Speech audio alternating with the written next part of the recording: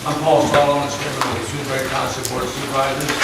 I'd like to welcome you all to our April meeting. We'll start by pledging to our flag. We pledge allegiance to the flag of the United States of America and to the republic for which it stands, one nation, under God, indivisible, with liberty and justice for all. We'll start by introducing ourselves. We'll start with you, Jeff Reynolds. Art Rutledge. Bill Cox. Ann Visser will be here a little bit later. She's got a family man to take care of tonight.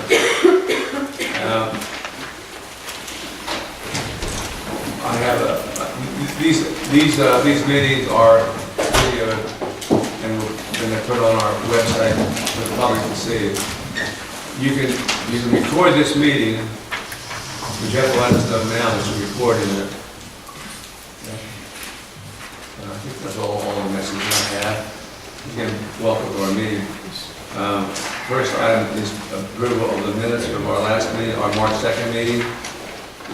We get a pack of information and it covers each of the items on the agenda, which are back there.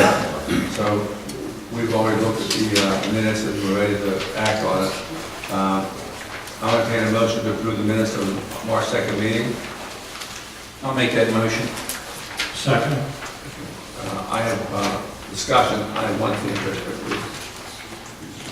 I'm representing Ann for the first part of the meeting. She has a question about recycling carts. If they're stolen or need to be replaced, how's that process work? Penn Waste advised us that if anyone has that happen, they just need to call Penn Waste and they'll deal with it on a case-by-case basis, but in most cases they'll replace it. Thank you. I'll call for the vote on these. I vote aye. Aye. Aye. Aye. Next item is the Treasurer's Report, March 2016. Any questions or issues regarding that? I'll make a motion to approve. I'll second. Any discussion? And a question? Bear with me a minute, please.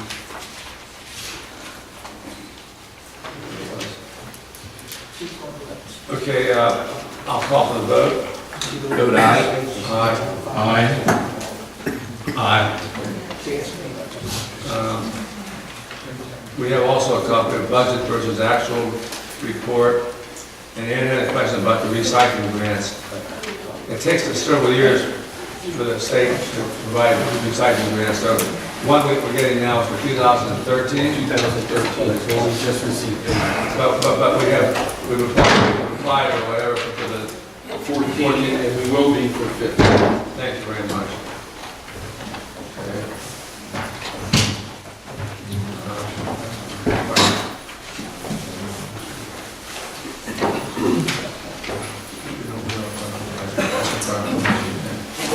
It's not official, okay. Excuse me. Moving on.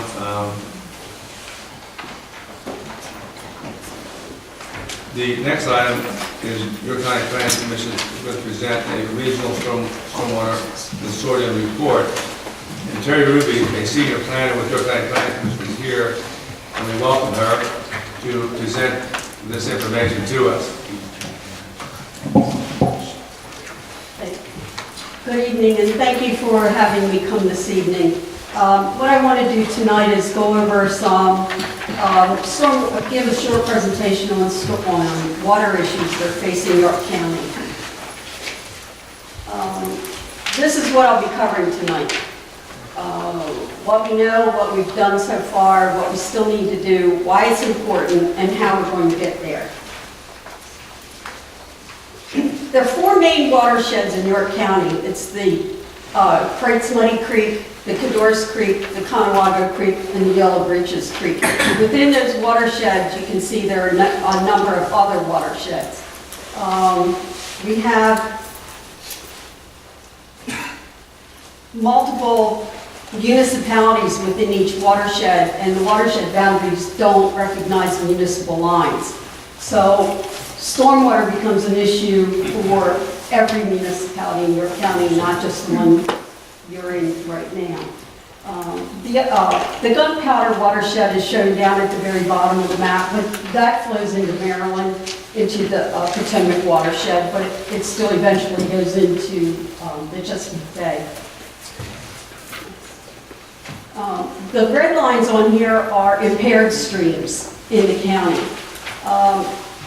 Not every stream has been identified by the state as impaired. So just because you don't see any in the southeastern part of the county or the northern part of the county doesn't mean there aren't any. They just haven't been identified at this point. Even if your stream's not impaired, we have to work to keep it clean. So that's one of the issues that we need to address as well. Next. There's 5 main contributors to pollution of the local and regional waterways: urban and suburban runoff, agriculture, farms and feedlots, wastewater treatment, air deposition, and forest runoff also is included in there.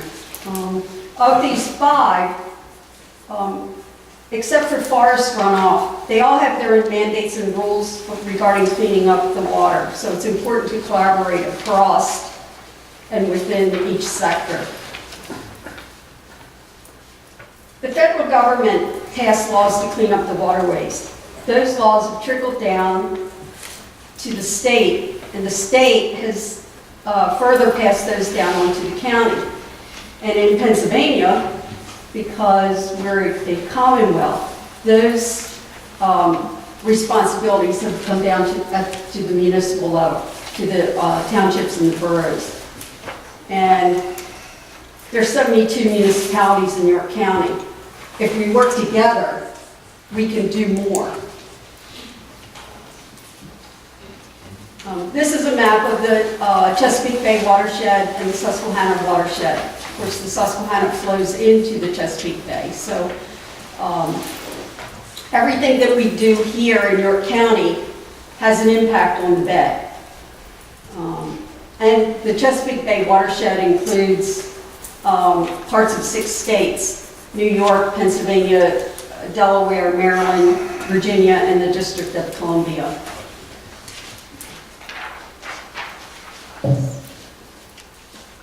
For years, York County has been trying to help municipalities with their stormwater.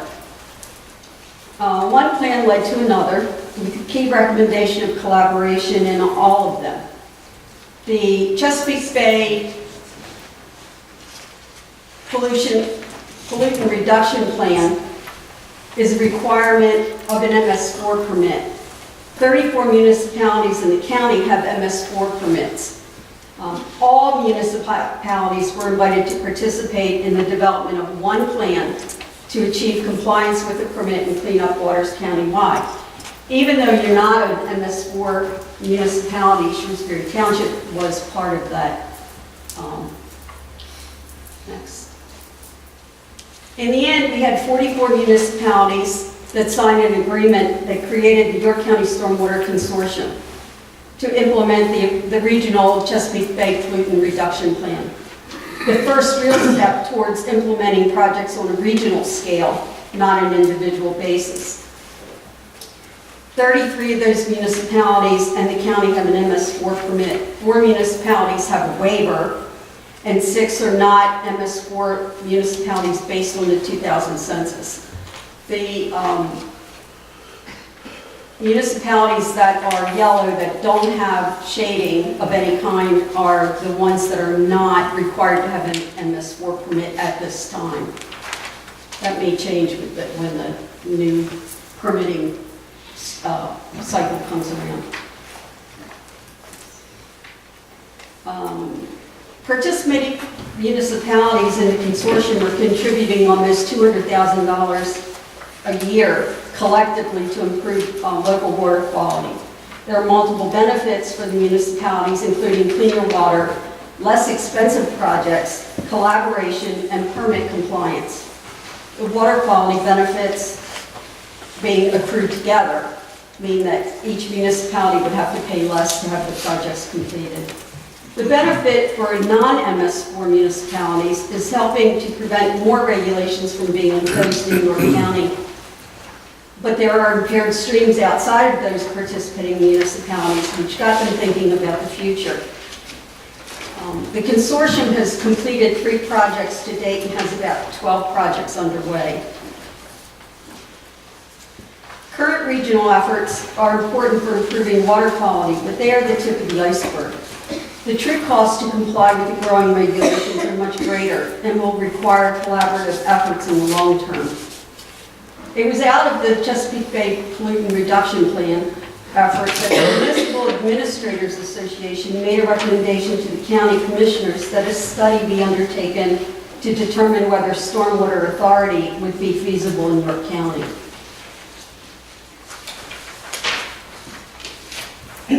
And in 2014, the county commissioners directed the York County Planning Commission to develop a stormwater authority feasibility study. A minute, I think I'm one ahead. The York County Community Foundation provided funding and a consultant was hired to assist with the effort. The study was completed in December of 2015. The purpose of the study was to see if the stormwater authority would be feasible in York County.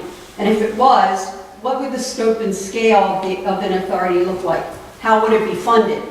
These answers would then be given to the county commissioners. The feasibility study process is outlined here. The first one was to develop a committee. The second was to get public and municipal input. The third was to develop cost estimates to meet the draft pollution reduction targets. And the fourth was to present these findings back to the Municipal Administrators Association. Getting feedback from the stakeholders was critical to be able to assess the true feasibility of a regional stormwater authority. We didn't want to do this process in a box. What were the findings of the study? There's interest in a collaborative approach to address stormwater. Municipalities are generally unaware of their stormwater budget and spend more than they think they do, or that they thought they spent. An authority is feasible. The Municipal Authorities Act specifically enables creation of a stormwater authority. Municipalities feel they are providing adequate services that address local priorities, but are cognizant of growing challenges to manage stormwater. The study identified 5 principles to be looked at further. The 5 guiding principles are here, and we'll take a closer look at each one. The first one is geographic scale and participation. A countywide authority covering all 72 municipalities would be able to have a more holistic list of water quality projects, predictable revenue stream and cash flow, and consistency providing services. The scope of services, 5 stormwater services were found to have strong support for regional implementation. Those services include public education on stormwater topics, public engagement in stormwater activities, construction site inspection, erosion and sedimentation control during construction, and best management practices post-construction, MS4 reporting, and regional Chesapeake Bay pollutant reduction plan implementation. The leadership and representation, the authority board members should be appointed by the county commissioners and should consist of a mix of municipal officials and a representative group of stakeholders.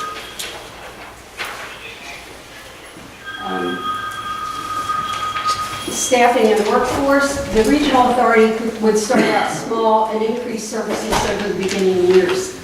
The authority would have a core staff to administer the program, and individual services would be provided through a mix of staff and contract services depending on the most efficient approach.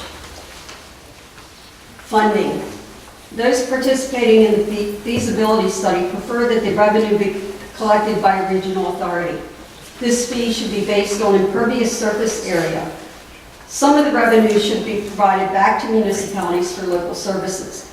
but the specific details of the funding mechanism that could equitably distribute the cost across the county will be addressed in the next phase of an authority implementation. The benefits of this regional stormwater authority are that they may enable participating communities to realize economies of scale for services provided. Urban, suburban, and rural municipalities all have a role to play. The new proposed MS4 permit regulations are more stringent with fewer waivers and likely to expand to include more municipalities. Permits will also require watershed-based plans. The reviewing of the Ag program have new requirements for enforcement of conservation plans. Conservation districts will play more of a role. A regional authority would provide efficiency by coordinating inspections, provide training to municipal employees, and increase municipalities' access to technical assistance. Potential next steps. The York County Board of Commissioners charged the York County Planning Commission to move forward with the Stormwater Authority implementation phase. The implementation plan is intended to address a number of issues related to the formation of a regional stormwater entity, including the funding sources and staffing of the organization, the division of labor between a regional organization and individual municipalities, the legal authority for the formation of the entity, whether the regional organization or the municipalities would hold the required permits, and the methodology for selecting stormwater projects to be funded. We will again be looking for input on these questions. Please participate, and thank you for your time. Anybody have any questions? Thank you, Terry. Questions? Thank you very much. You're welcome. I might add that here in Shrewsbury Township, there are 4 watersheds, all supplied, and water supply for drinking water for people in York County as well as in Baltimore County and Hartford County. So every drop of water that falls here in Shrewsbury Township has the potential to be someone's drinking water. All right, moving on to our next item. Open public comment. Now, you're limited to 5 minutes, no more than 5 minutes. You need to come up here where the microphone is, and you need to give us your name and full address.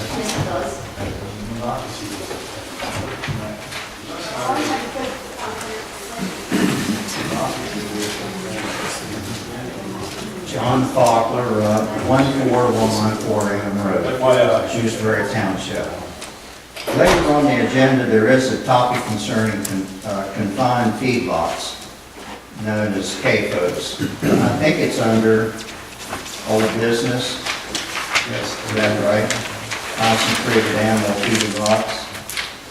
Cador's Township passed an ordinance placing some restrictions on confined feedlots, and Shrewsbury Township is considering the same. I have a couple comments. Housing hundreds and hundreds of animals in a confined area can create a huge cesspool of animal waste, and that can cause some serious problems. And just about anyone in Shrewsbury Township could be affected, and that includes homes, schools, boroughs, the housing developments. I've been assured that this ordinance will not affect normal farming, and confined feedlots are anything but normal farming. I think it's a good idea you pass this ordinance. It will help protect Shrewsbury Township residents. Thank you. Thank you, John. Thank you very much.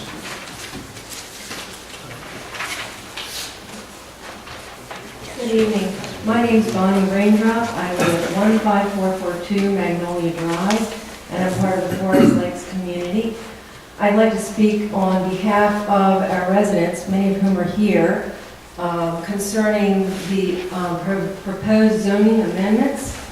And could Forest Lakes residents just stand up for a minute so we can see who you are? Okay? Thank you.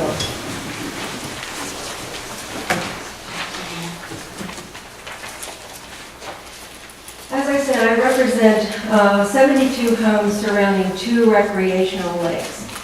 We support strong critical environmental areas regulations, but we have some concerns about the proposed changes to the CEA. Forest Lakes is unique in the township, as most of our homes are situated on 1/4 to 1/3 acre lots that fall entirely within the CEA's 100-foot buffer area. Many of these homes were built 50 years ago, even though those built more recently were constructed before the CEA was written. We believe some of the proposed changes are too restrictive, are defined too broadly so they would encompass activities that do not impact water quality, and will put an unfair burden on our residents. Of greatest concern to us is the language change in section 1305, applicability, item number 1. The article previously applies to, quote, proposed subdivisions and developments. The proposed change to, quote, all construction activities, end quote, would now include all types of accessory structures that a homeowner may want to enjoy, improve, or maintain on their property. I took a look at how the Pennsylvania Code defines, quote, construction activities. Todd, could you possibly show that slide?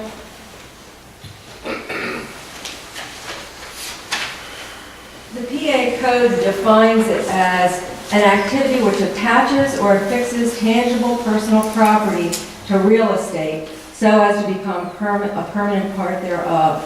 And it also includes the service of repairing real estate. And the code also gives some examples in slide number 2, and they're very broad. It includes buildings such as utility sheds and outhouses, anything with bricklaying, carports, fencing, a flagpole, guardrails, lighting systems embedded in concrete, patio covers, playground equipment, foundation materials such as swings and swing sets, railings, and solar energy systems. It also includes landscaping, trees, and shrubberies. As you can see, it's pretty broad, and many of these construction activities defined in the code would have no bearing on water quality. Additionally, as a residential, recreational lake community, residents may want to build and repair lakeside structures such as docks, piers, ladders, fences, and bulkheads. These activities would not impair water quality. In the case of building bulkheads, when they are constructed according to conservation best practices, they actually improve water quality because they prevent sediment from washing into the lakes. My understanding is that any construction activity, including the examples I gave from the Code of Common Backyard Uses, or erecting a modest utility shed or building, or repairing lakeside structures, as the CEAA changes are currently proposed, these would require that the homeowner post $600 for a zoning hearing to obtain a variance to proceed. And if the variance were not granted, they would forfeit the $600. We feel this is an unfair and excessive requirement for our community. We would like the supervisors to consider an exception for Forest Lakes. And I distributed our thoughts yesterday on this to the board, and I also have copies of it again. Sure, thank you. We suggest something along the lines of this. On existing lakes and ponds, where a home, development, or subdivision already exists, accessory structures with impervious surfaces up to 240 square feet. And to give you an idea, that would be like a 15 by 16 foot area. Can be constructed if set back 15 feet from the water body.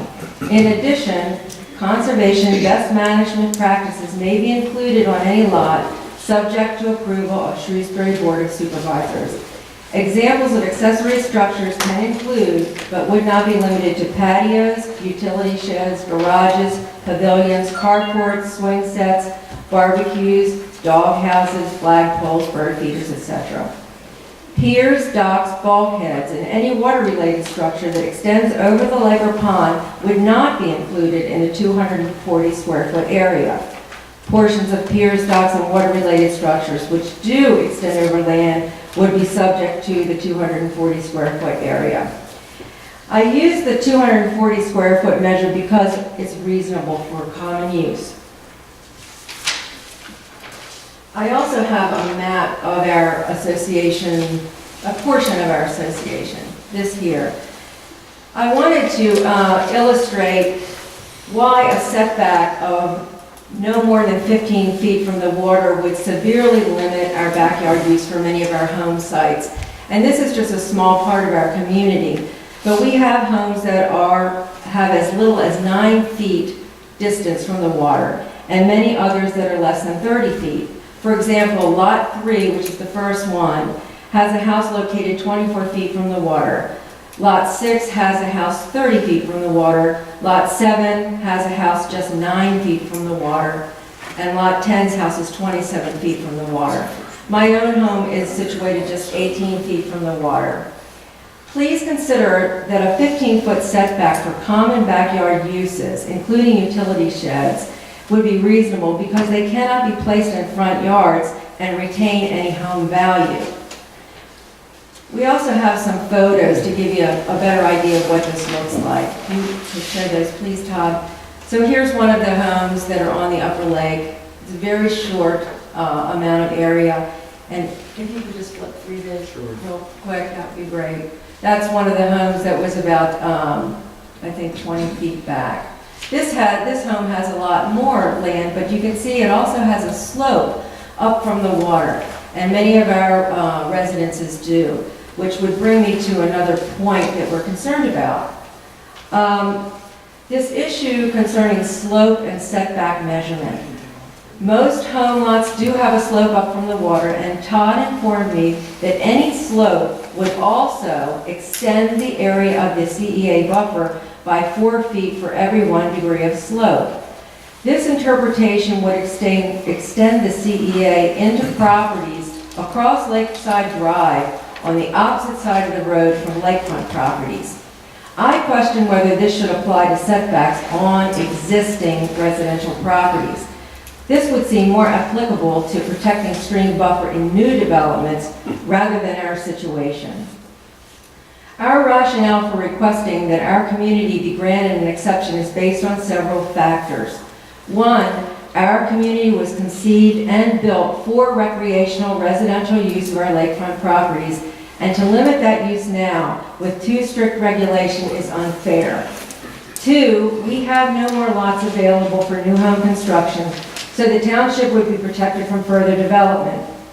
Three, there is a difference between protections for stream bodies from new development and lake bodies, which according to the CEA, lakes can be used as sediment traps, and this is a key differentiator. In fact, the residents of Forest Lakes have been providing a valuable service to Shrewsbury Township by paying for a community sediment and stormwater management facility, and for which we continue to bear the cost of maintaining. This is a substantial financial contribution to the township's water quality, and the costs and the benefits of this should not be discounted.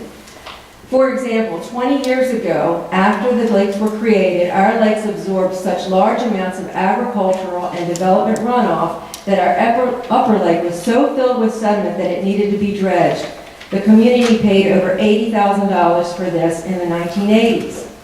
We have continued to absorb increasing storm water runoff from the development of surrounding impervious surfaces, which have grown.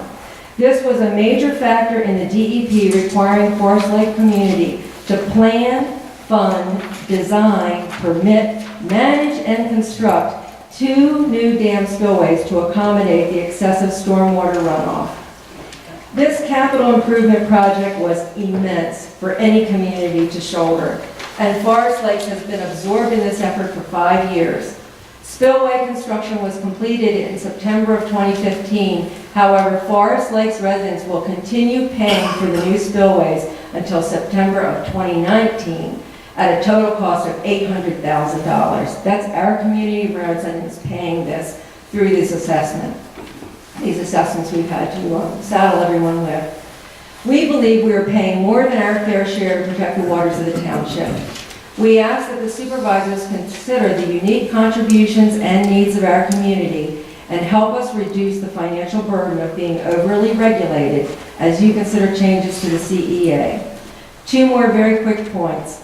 Some other proposed CEA changes, such as those in Section 1304 and 1305, would appear to weaken protections, and we would not support those changes.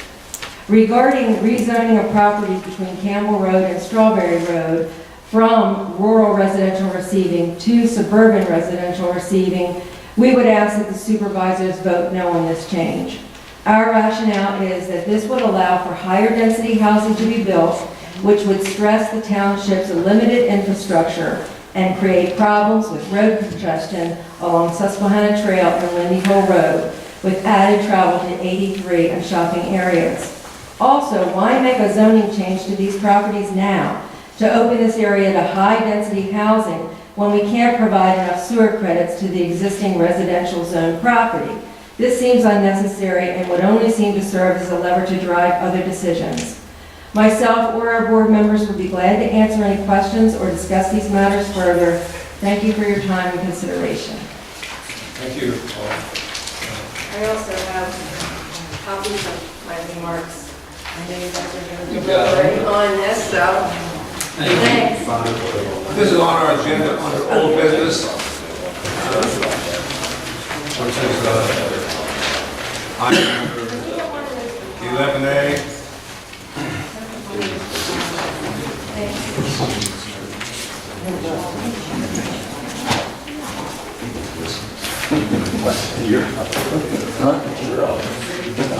Yes, sir. You're up. That's right ahead. Wayne Brunian, 215 Prospect Circle. I'm the president of our community association. Please, no, let's keep it down. Go ahead, I'm I sorry. promise I'll only take less than 5 minutes. I've written Todd 2 letters about the trash at Messina Highlands. There has been some improvement in that area. However, the main entrance on the left-hand side, there's a section, I'm not sure that property belongs to the developer of the property. That belongs to Kingsley, and they have been sent a letter as well. Okay, that was my concern, because that area is really, Yeah, it's the area, it's kind of growing up between their wall and, yeah, and the trash accumulates down at the bottom, and then, of course, it gets into the street and then the stormwater, so, so they were notified as well. great, that was my, thank you, Josh. Sure. Thank you very much. Anybody else care to speak? Dave James, 15565 Magnolia Drive. We attended a staff meeting yesterday. We were told it's not a public meeting and there was no public comment. Each staff member agreed, gave their reasons why. Todd agreed with them and said it's never been a public meeting and there's never been public comment. He said we should have something in writing. We did, we were allowed to give it to the staff, give it to, there were 3 supervisors there, we give it to the supervisors, and we gave Todd a copy. So I'm not here complaining about that. We were treated fairly because they said it wasn't a public meeting. I would like to ask the township solicitor his legal opinion whether it is a public meeting and if there is public comment allowed. Go ahead. That'd be fine. Okay, He's referring to staff review. it's a staff. I'd rather respond to this now rather than later on in the report. I'm not often called upon in public comment to hold forth with a viewpoint, I do first for you. but I had a little discussion about this, and I've heard this issue both from the supervisors and from Todd. I have to support what staff is saying here. There are meetings that are public meetings that the Sunshine Law requires the municipality to have public comment beforehand. This is one of those, right? This is the bedrock of America here. This is where local people can speak to their local government. The place where people are to be heard. There are, however, meetings that the municipality has that are only staff meetings, right? They're more administrative. They're not covered under the Sunshine Law. They're covered under whatever policy the municipality has set up. My understanding is that Shrewsbury Township has set up the policy that you mentioned intentionally so that people can submit their views, but the staff can meet and get their work done and move on, and public comment can be addressed at a meeting like this. So if you're asking me for my opinion, is it legal for the municipality to have a staff meeting and say our policy here is not to have public comment? Well, yes, I think that's legal in the Sunshine. That's all I want to know. Thank you. Can I add one thing? I don't know whether we formally have a policy. I know that we've been working on that, assuming that's been a formal agreed upon policy. I think if we're going to enforce that we should go back and get the documentation to show that it was a policy set in place by this board or a former board. You certainly can't do that. Some policies, most policies are in writing. Can't always have a policy for everything, so. Some policies are worded. If our manager could just check on that, see what we have. And of course, we can always establish a policy if we don't have one now, That's correct. one way or the other. That's right. Okay, that's good. Anybody else have anything they want to say? We'll move along. Ordinances and resolutions. We have an outdoor burning ordinance in our pack. What kind of response, what kind of action, Todd, are you looking for on this? Well, this has been advertised, we authorized it last month. It's ready to act on. So we're ready to act on it.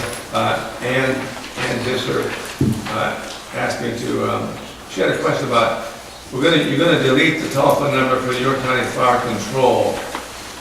And, because that changes a lot and it gets outdated, right? Correct.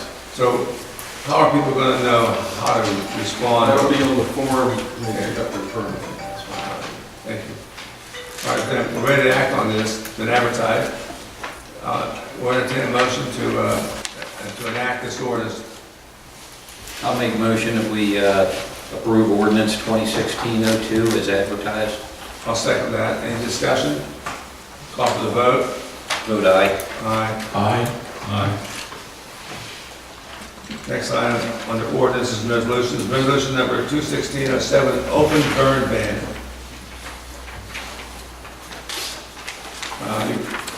The resolution is not something we advertise, it's just a policy that the board puts in place.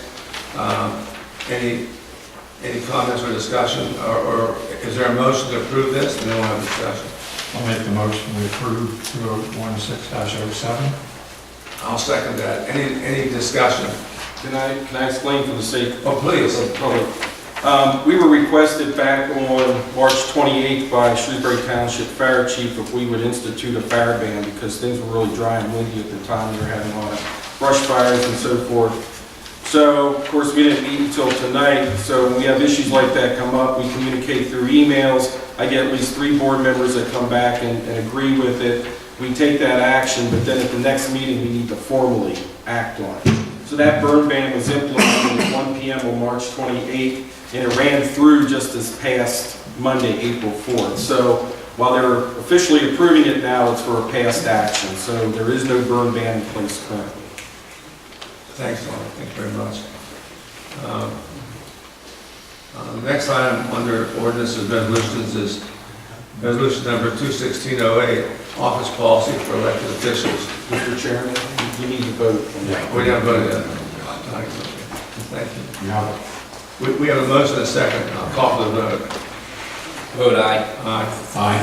Aye. Item 2C, office policy for elected officials, a resolution. Todd, you want to introduce this? Yeah, this was a policy. It was first enacted, I believe, in 2014, January 2014. A couple things are on here that are redundant. There's a couple things that were discussed at board meetings in the past where there's a solicitor referred to, it was verbally agreed upon. So the idea was to get this cleaned up and get it more in order as to what we've actually been practicing.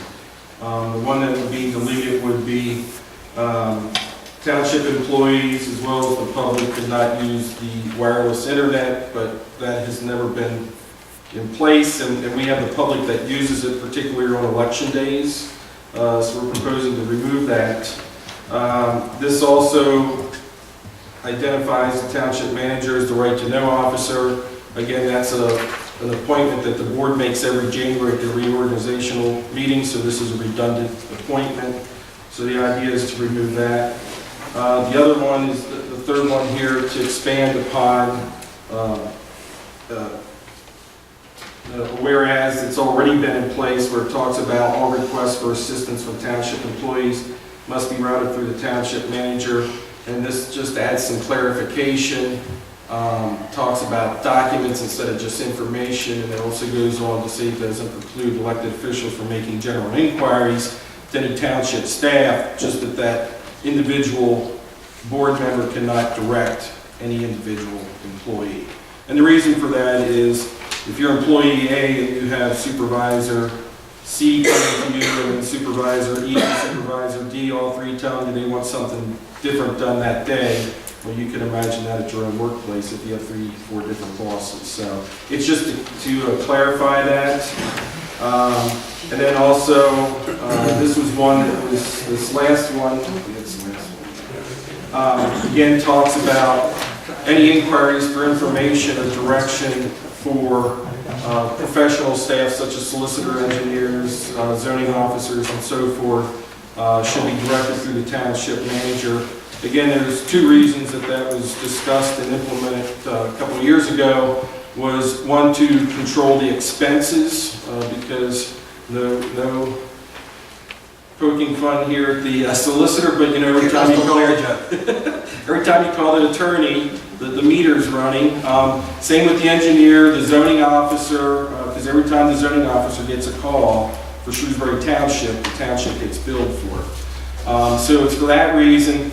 Plus, if there's a board member that has a particular issue or a concern that's important enough to contact the solicitor, it allows then one central person to disseminate that information to all the board members. So those are the reasons behind the proposed amendments. I'm going to call for a motion to approve in a second, and then I think I'd like to have some discussion. I'll make a motion to approve. Is there a Would second? you like to have a discussion first? I think it does. I'm first, all right. The idea or the concept of having the board members in almost in every situation go through our manager in order to talk to or alert one of our employees or one of our consultants. For example, if I wanted to talk to the engineer, I'd have to go through the manager. And recently I had to get some photographs for our engineer. I had to simply call and tell him I was afforded me those photographs. It's not worth our manager's time. Our road foreman, there was a windstorm, as you all know.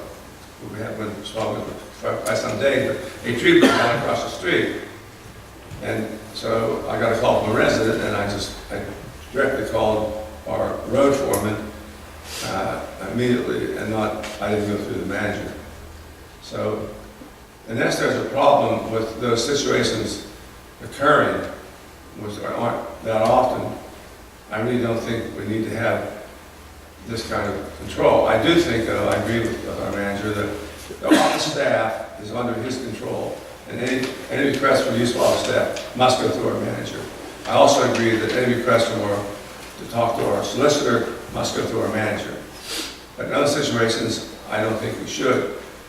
I think we should try this for the rest of this year. If there are issues that arise, then we can go back and consider this.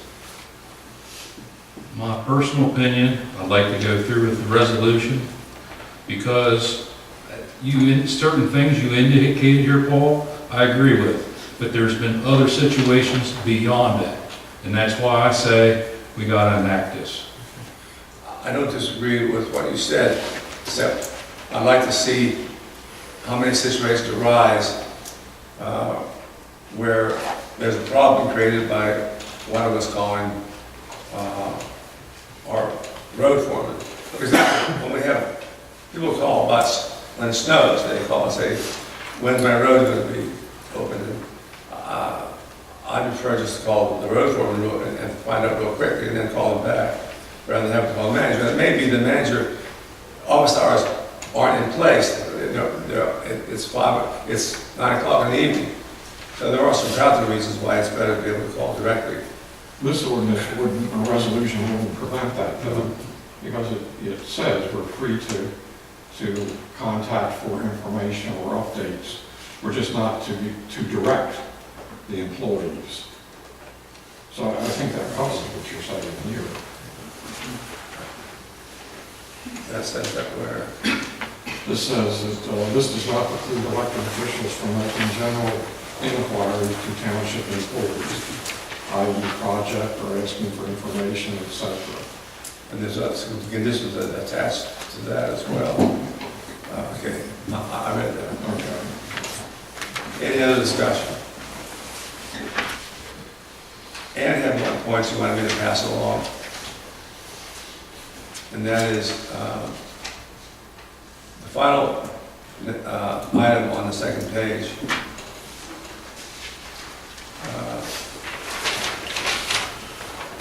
She feels on the last line, says, an accountability of elected officials. She also thinks that should be expanded to the manager and any relevant staff. So, in other words, it says, be it resolved that the Board of Supervisors of Shrewsbury Township enact the office rules and policies for the purpose of improving the efficiency and accountability of elected officials. And then also, she wants us to add to that, not only elected officials, but also the manager and other relevant staff. I just passed that along. That's her comment, not mine. Any other discussion? Any further discussion?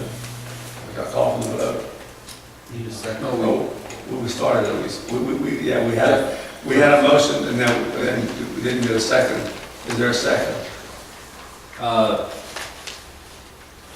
Jeff, did you were you interested in including Ann's inclusion on there? I don't know, does everybody feel it's necessary or not? How does everybody else feel? I feel it's not really needed. I mean, I think it's pretty clear that this is going to help the efficiency of elected officials and staff. I'm really okay with the way it is if everybody else feels that way. I mean, Ann's not here, but I mean, it's not superfluous, but it could be added and it's not going to cause any problems. And I think in respect for Ann, I think we ought to just include that language. Elected officials and manager and relevant staff, or something to that effect. All right. Is there any agreement on making that change? No. Art? I wouldn't have any problem inserting it, because I guess it's what we're really doing. We're trying to improve the efficiency of the employees and the staff by not interfering, if you want to call it that. Bill? I concur. I think we ought to put it in there. All right, with that addition, I'll call for the vote. But, You didn't get a second yet. well, And I didn't agree to the motion yet. okay. You make the motion, include the change, because that's the consensus of the board. I'll make a motion with the change. I'll second it. Vote aye. Aye. Aye. Aye.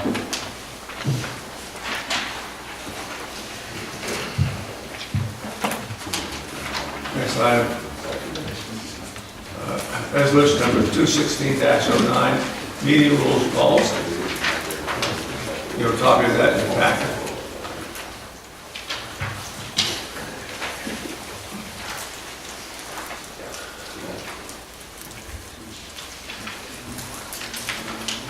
I'd like the motion that we enact 04.06.16 Is there a second? I'll second. Any discussion? I'll call for the vote. Vote aye. Aye. Aye. Aye. Okay. Under subdivision land development, Sussex Place. Todd, you want to try to introduction regarding that issue? Yeah, here's a sketch of the plan. It's not the actual plan submitted, but it represents that plan. This is known as Sussex Place, which is off Mount Airy Road, close to Russet Farms. The plan was submitted in 2011. The last comments that were made by staff was in August of 2011. During that time, Sussex Place had asked the township to consider some amendments to the zoning ordinance, and then later they withdrew that request. But we were also in the process of going through our zoning ordinance amendments. We received a letter, I believe it was in September of 2012, from the attorney representing the Sussex Place development, indicating that they recognize they owed us a revised plan and that we should probably see it in 2 to 3 months. We're now in April of 2016, and we have not seen a revised plan since that time. We as staff reviewed it. The developers were at that meeting. They indicated under the Pennsylvania Municipalities Planning Code, when there is a plan submitted, the municipality needs to act within 90 days of the first municipal meeting. If the municipality fails to do that, the plan is deemed approved. This plan was submitted June of 2011. And I had mentioned we were here in September of 2012. There was no time waiver granted by the developer. However, we had communication up through September of 12 acknowledging that they realized they still owed us a plan and so forth. With that in mind, the plan's been sitting idle for the last 4 or 5 years. As we did with the East Squared plan and the Fox Van Voorhis plan, those have been sitting idle. We moved those along, and this is the last one that's been sitting on the shelf for quite a while. So staff did recommend to the Township Planning Commission that the plan be denied, because when we had staff review, there was no revised plan submitted at that time for us to consider. And also at that meeting, it was stated to us that they believe the plan is deemed approved, so they had no intention of revising the plan. The plan then went to the Township Planning Commission on March 16th. That's a 5-member commission. There were 3 present. They heard comments from the developers as well as staff.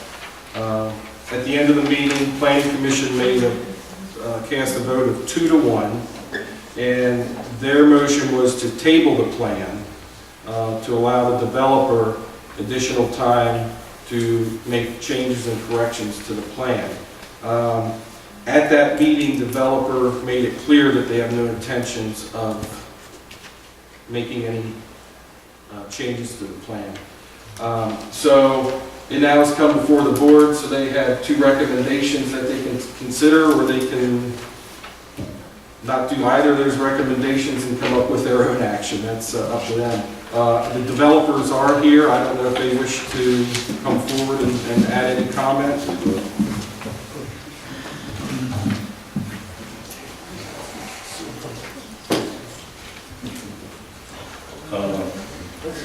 Everything that he said is Please accurate. identify yourself. Bill Robinson, exact, We do this very quickly. 18147 Amanda Lane, and Shrewsbury Township. What he said is true. We've tried to propose a text amendment with a few changes that restricted this plan, which we thought were unfair. When we made those presentations a long time ago, we didn't really think we got a fair shake at really making that presentation. We agreed to sit still on the plan while the township worked on their amendments, which when we first discussed that with a few of the board members, we thought that was going to be within a year or so. Those changes weren't finally done until at the end of last year, I guess. They were adopted June of last year. Right. And those changes didn't pan out the way that we thought they should. We still feel we have a deemed approval. We haven't moved forward on the plan. We're in that mode that we feel we have a deemed approval. We'd still like to see some modifications in the ordinance that would make the plan work. We think it's an extremely good plan.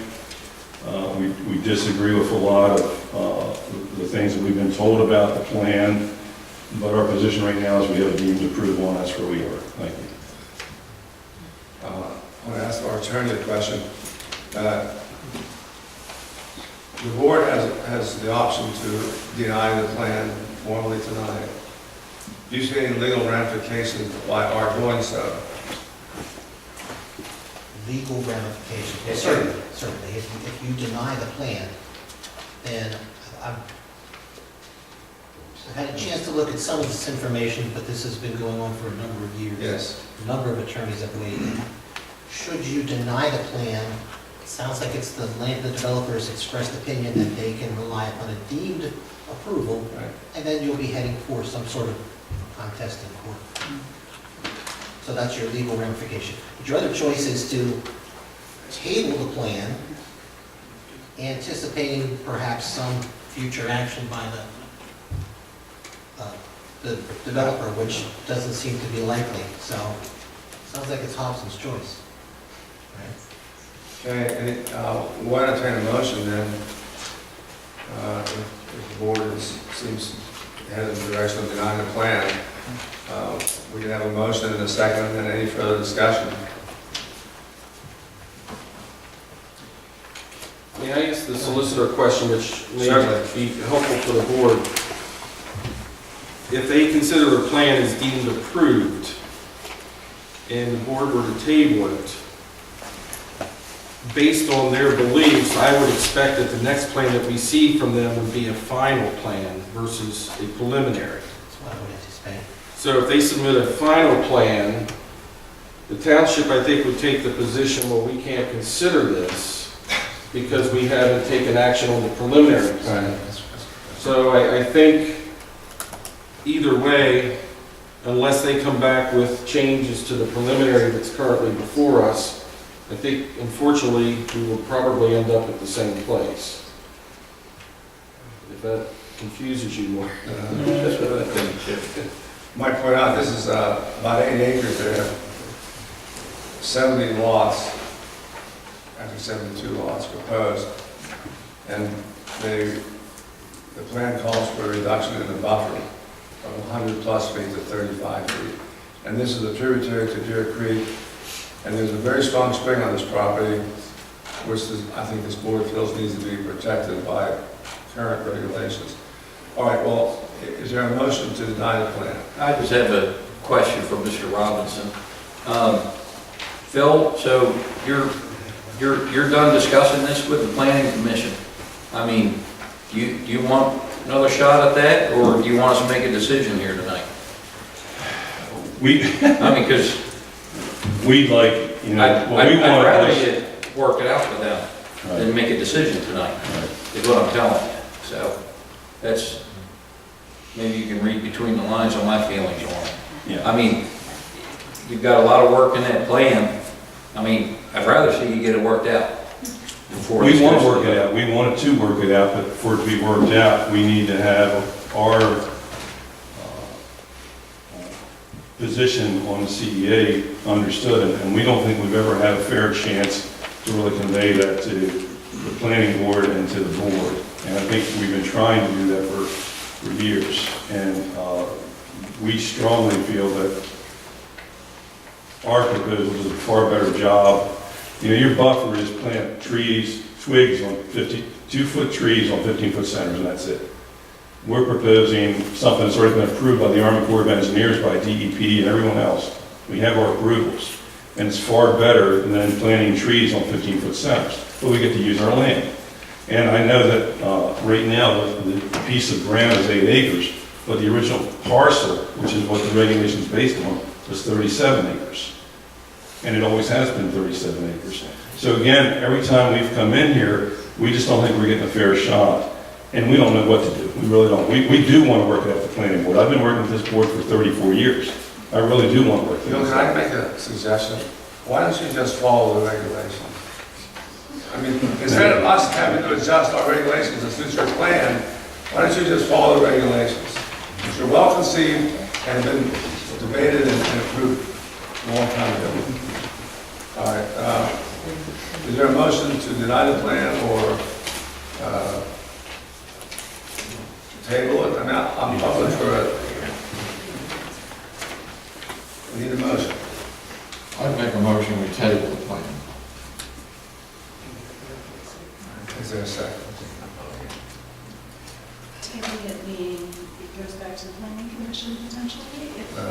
if you're interested. Right now, it's with us. I mean, the planning commission tabled it. We asked them for a position or advice, and then by tabling it, it seems to me it's back in our lap. And, My position on it is, I don't wish to approve it on the basis of the presentation, okay? But tabling it looks like we're slowing the process down. yeah, I agree. So, I mean, you know, it puts us in an untenable situation. I mean, you know, the way it is here at face value, I'm gonna lean toward denying the plan. And I'll second that motion. If that's a motion, I assume it is. You probably need to verify that there's no second to Art's first. Well, let's finish some discussion here. Okay. Well, ours failed because of lack of a second. Okay, I knew there was some discussion, I didn't hear the call for a second, so I apologize. Jeff, do you have any We have a motion and a second. comments? Any discussion? I mean, it's an untenable situation, you know? And it sounds to me like we're better off to table it than we are to reject it.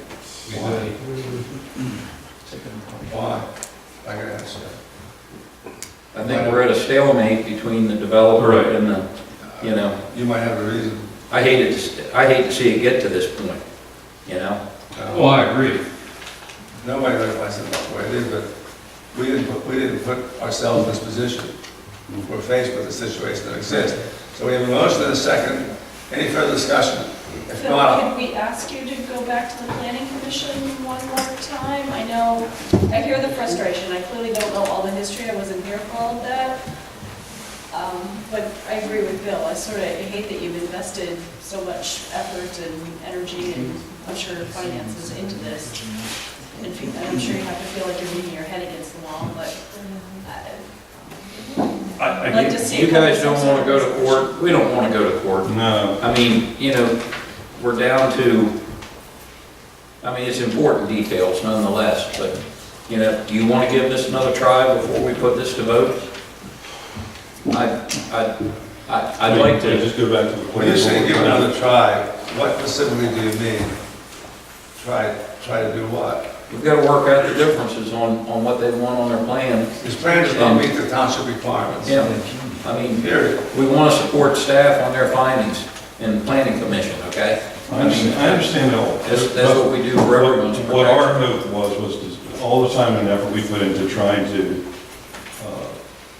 show that there's options, and there wasn't one size fits all kind of option on what you're doing here. And we've been trying really hard to convey that, and I think we have a really good option. I don't know what to do about that. I mean, we really would like the opportunity to get that resolved and do what I think is really the plan, but, you know, I don't know what direction to go. I can't. Well, I think the energy level on this, you know, the motivation to get it done, it kind of ebbs and wanes, you know? It hasn't been, you know. We were real hopeful that the ordinance would come out differently than it did. We were real hopeful there'd be some flexibility in that, but there wasn't. And that was a real surprise. It was a really upsetting surprise for us. And we haven't had any real clear plan on how to go from there. I mean, we felt that we were, we've had those discussions way back about looking at some options. So I don't know what the simplest solution is. I guess if you tabled it one more time, we would go back to the planning board and have some discussions. I don't know, the option is we're going to have to all go to court. And you're right, none of us want to do that. Right. I mean, without it looking like we're sandbagging you on time, I mean, can we look at tabling this and we put a last ditch effort into trying to work this out, or what? How can it be worked out? We have to change our regulations. We have to amend our regulations for Phil. No, don't say for Phil. Well, this It's a room full of people that every property owner that's affected by this, every property owner that has a zone property in Shrewsbury Township, every one of them. So it's not just Phil, and don't make it just Phil. In this case, it's you. I'm the only one that has a plan in front because everyone else is waiting to see what happens with this before they sign. I don't understand why you don't like a 100-foot plus stream buffer, you want a 35-foot stream buffer here.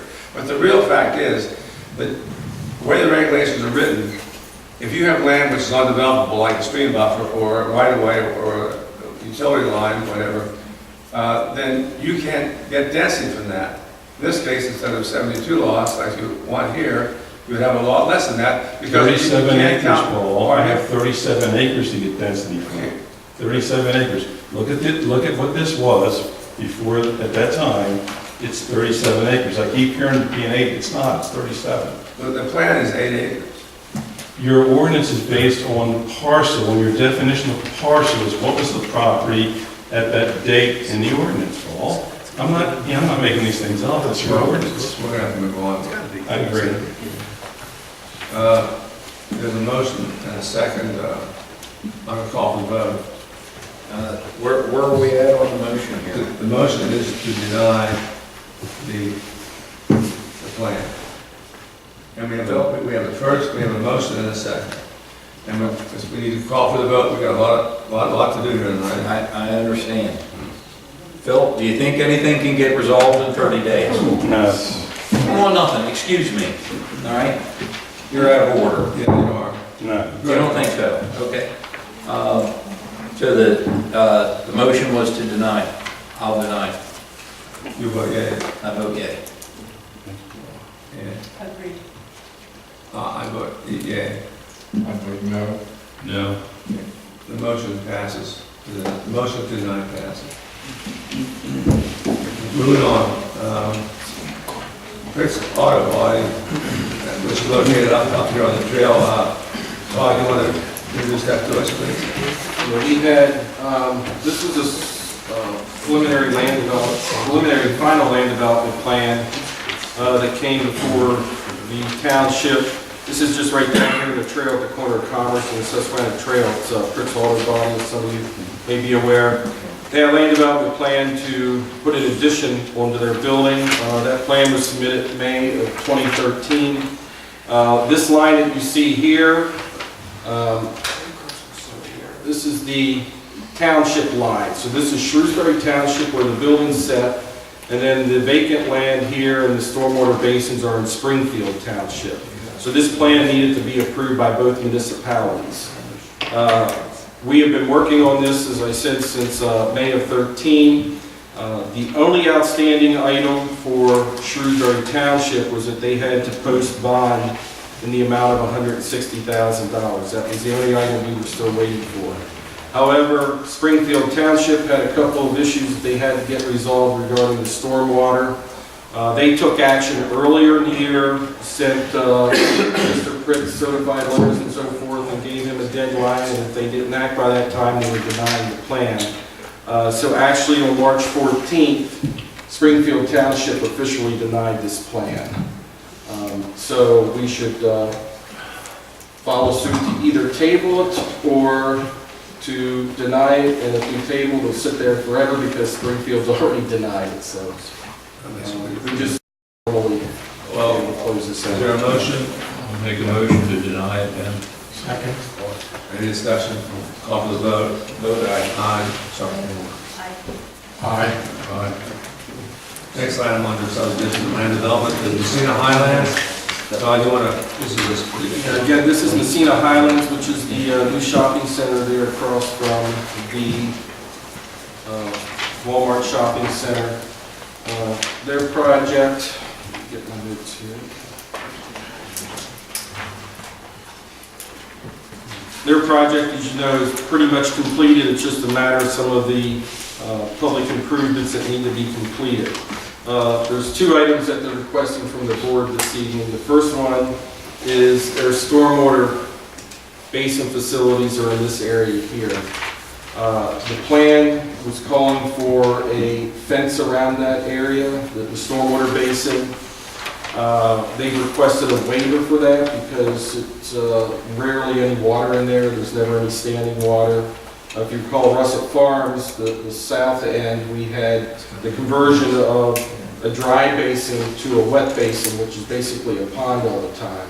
Our ordinance requires to have a fence when there's, I believe it's 2 feet or more of standing water. Staff reviewed this request, and staff is making a recommendation that the waiver be granted for the fence, because not only is it the stormwater basin, but it also has infiltration pits to also help to absorb the water. So that's the first request. The second request is to reduce the public improvement security bond, which is currently at just shy of $1.5 million. That's a bond that we hold to guarantee that they make all the public improvements. Everything to date has been completed with the exception of several trees that need to be planted, as well as the stormwater inlet filters. And their engineer and our engineer concurred that the remaining outstanding is $31,400. So we would ask for a reduction to that amount, which the developer would post as in cash, and we would put into an escrow account until that work is completed. And then just informational, with the performance bond ending, what would start now is an 18-month maintenance bond for the landscaping. And our ordinance requires 15% of the landscaping budget. So they'll be issuing a maintenance bond in the amount of $5,433. And that's a guarantee for the next 18 months if they have any shrubbery trees, that they'll replace them, and if not, we have this money that we can go in to do it. So I don't know if the board's comfortable with doing this all in one fell swoop of a motion, or I think we are. individually. And thank you for your information. We'll find out. A couple of questions, Todd. You said that the ordinance requires a fence when there's 2 feet of standing water? Yes, Is there- I'm constant, sorry, I don't know the constant detail. standing. It's constant, so there's no Yes. time frame on it. Yeah, correct.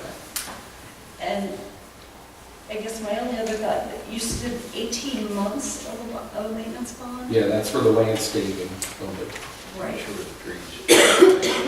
Is that something That's like- spelled out in So our where does that ordinance. 18 months come from? Yeah, that's in our ordinance.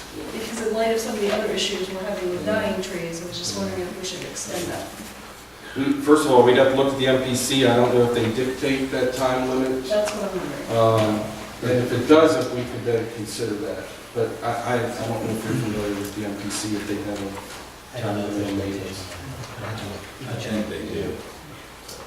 Because they're kind of written to be fair to the developer as well, because otherwise, I believe if the MPC didn't have some kind of limit on there, this probably would require a maintenance bond for 10 years, which is unreasonable. One of the problems we have is sometimes, I'm not sure we expect every tree that's planted, or even, we don't want it, sometimes we all think we could, but if the developers would plant these trees properly and water them and take care of them, sometimes they plant them and then they seem like they've vanished. So that's part of the problem. At any rate, we have I'm sorry, Mr. Messina's here. I don't know if you have anything to add. Yeah, I'm Jason Brown with James R. Holly and Associates Engineer. Jason. So I need to stand up there. And for the public, one reason we like to have you come up to the microphone is the chairman announced earlier, we do video record these meetings and they are on our website. And it doesn't capture who's in the audience, and we get complaints about, as I call them, ghost voices. you heard that with the microphone. Yeah. Go ahead. Jason Brown of James R. Holly and Associates, the engineer. Everything Todd did say, Frank Messina is also in the audience. We're okay with 4 trees that weren't installed were actually in locations of lighting standards, so that's the reason why they weren't installed. We talked with staff. We got an alternate location to propose those trees. They actually have already been installed. So all the landscaping has been taken care of. Messinas are willing to put in the 18-month maintenance bond for the landscaping, and the inlet filters are already ordered and they're proposed to be hopefully in place by the end of the month. Manufactured. Thank you, Jason. So let's combine the waiver request and the bond reduction as one motion. Is there a motion? I'll make the motion. I'll second it. Any further discussion? All in favor? Vote aye. Aye. Aye. Aye. Reports. Manager report at first. Just a couple of items. I won't hit on every item that's in my report. First one is, I believe I gave you information that the federal declaration of disaster was approved by the president. So for the blizzard of January 22nd and 23rd, we will be able to make a request for reimbursement up to 75%. Staff will be going to a workshop actually on Friday with the York County Emergency Management Agency to get that paperwork started. The other thing is, on April 30th, I appeared in District Court in Catonsville, Maryland, on behalf of the township. If you recall, last year, actually, April of last year, we had checks stolen out of our mailbox. I don't know if anyone saw in the news that big check cashing scheme that was going on clear over to Chester County. Well, we, along with some businesses on Commerce Drive down here, were sucked into that, and we actually had two checks, one that was cashed and one that was attempted to be cashed. So anyway, they did capture both people.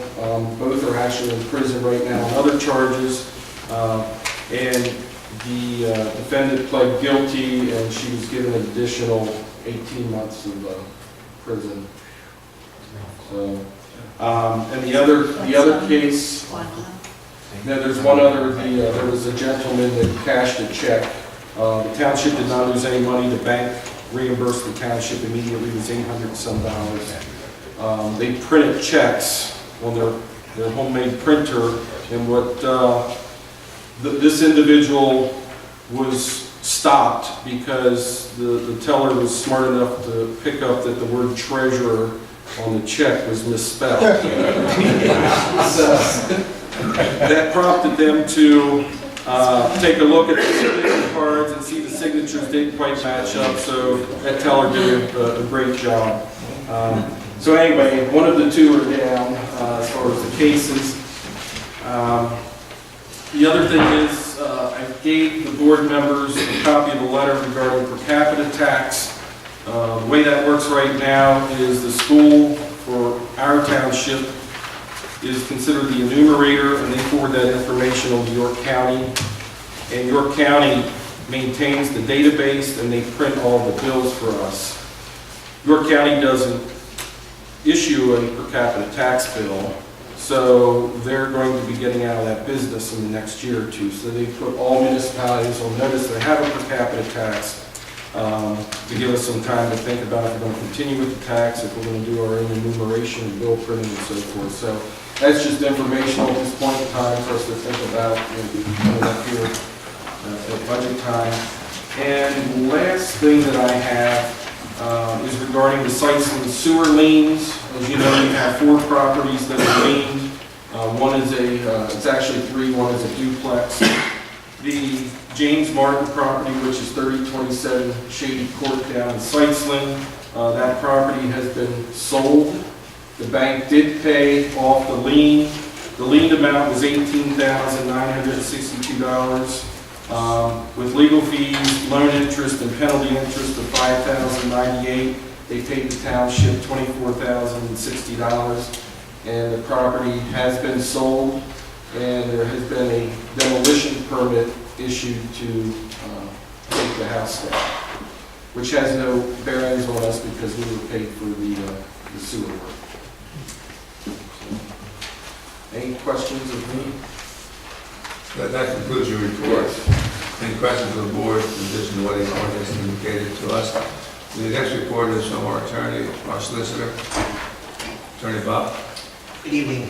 I was asked to provide some background research, which I did in my written report. It's been sent to you for your review. If you have questions, we can bring it up, or otherwise it doesn't really bear on anything that you're dealing with at tonight's meeting. Thank you. Any questions? Moving on to our zoning officer. We have a report from our zoning officer, and he's also he's our zoning officer, our code enforcement officer, and our sewage enforcement officer. He has a report here indicating his business conducted for the township this past month. And any questions about that, we can convey to our manager. Moving on. Maintenance report is a 1-page report. indicating what they did last year. They take care of our roads, they take care of our parks, and other related matters. Engineer report, any questions on that? All right, moving on. Final report, planning commission. We have a copy of their minutes from the last official meeting. These minutes have been approved for January because in February they didn't meet. Is that right? I think, yeah, you're correct, it was February. So I knew there was 1 month. these are up to date. They're there. Any questions about them? Okay, supervisor comments. Anybody want to address the board or the citizens regarding anything?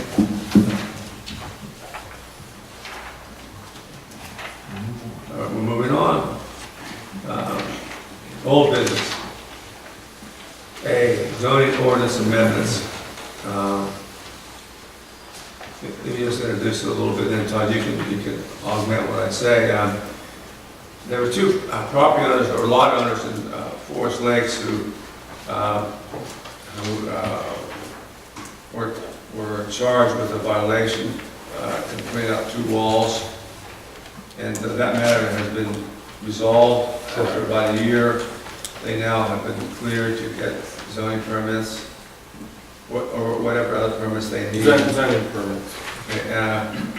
But as a result of that situation, our staff took the initiative of preparing amendments, which have been revised by Mr. Rutledge and myself.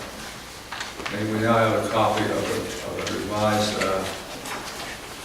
actually, I wrote a response and didn't agree with the staff report entirely. I did in some ways.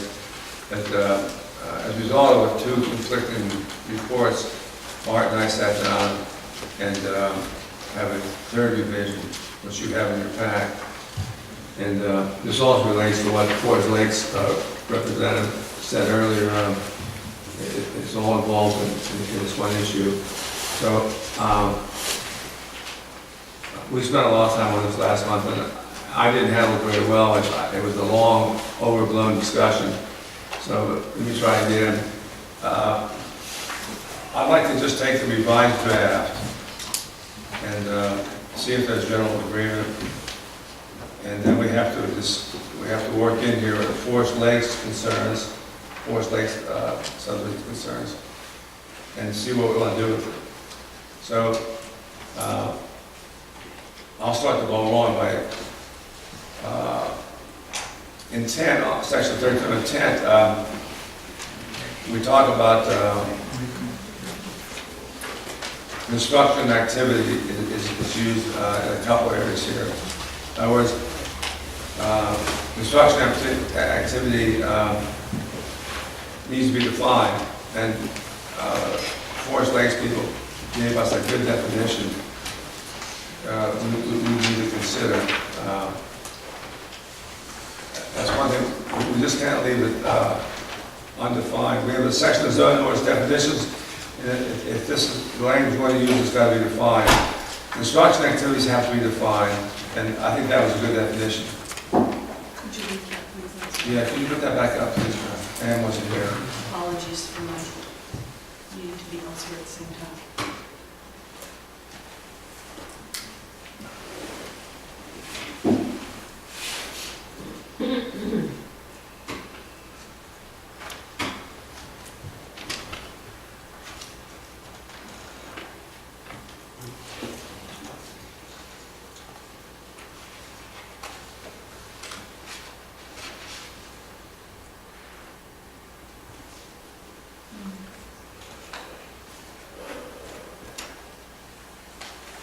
Okay. Let me just say this. Does the board agree that we can include this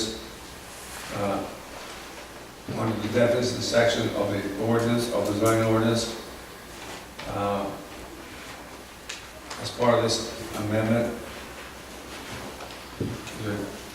I don't think we should vote on it. We have Well, to I think all this needs to go back through staff and planning commission and come back to us. Everything that's been presented to us tonight and everything needs to go back to staff. Leave it goes back through the planning commission and everything and come back to us. Personally. The staff has given us their recommendation. And there's been more stuff brought to light since they've given us our recommendations, their recommendations, and I think it's our duty to let it go back to staff and planning commission and let them all review it again, and I agree. maybe we'll have a better plan in the end. It's got to go to the planning commission in any case. And, If I can just add, I do have in your packets this tentative schedule, and this is tentative, and it's a guide for the board. Of course, the dates could change, but, I don't know if the board's comfortable with that schedule. That's the process that it should follow. Mr. Reynolds makes a good point. We've had feedback from Forest Lakes, That they never had before. that we did not have before. We had comments, revised comments from the chairman and Mr. Reynolds, which we did not have before. And I think we had 3 emails that we received since that initial draft was put together. And I would recommend, as far as when it goes back to staff, that we include at least 2 board members. Paul was involved in the last one. I would recommend Paul and Art, or if any other board member. I just know Art was involved in helping draft that revision of Paul's. it was not a revision of mine. Okay, It was taking both documents and combining them, okay, make that distinction. okay.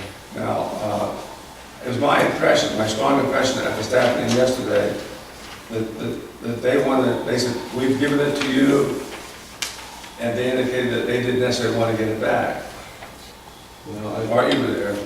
I don't know, maybe, what was your impression? Yeah, I don't know that they wouldn't take another look at it. Well, if we shipped it to them, they'd almost have to, but, And that is the position staff takes. We aren't demanding that you must send it back to us. We work at your direction. That's what we're there for, to give our professional opinion based on the ordinances and what the intent is and so forth. If the board chooses to send it back to staff, now we have additional comments, we will certainly review it and then forward it on the planning commission. As you know, then from there it goes to York County. And I do have up here, for the sake of the public, there are 3 particular meeting dates at which there's public discussion with the public, which would be the Township Planning Commission meeting, as well as York County Planning Commission meeting, is where it goes after the Township Planning. And then from County Planning, it comes back to the Board of Supervisors. And then the Board of Supervisors, if they were comfortable with it at that time, would then authorize it to be advertised for adoption, and then would hold a public hearing prior to them taking any action. this is not a complicated matter.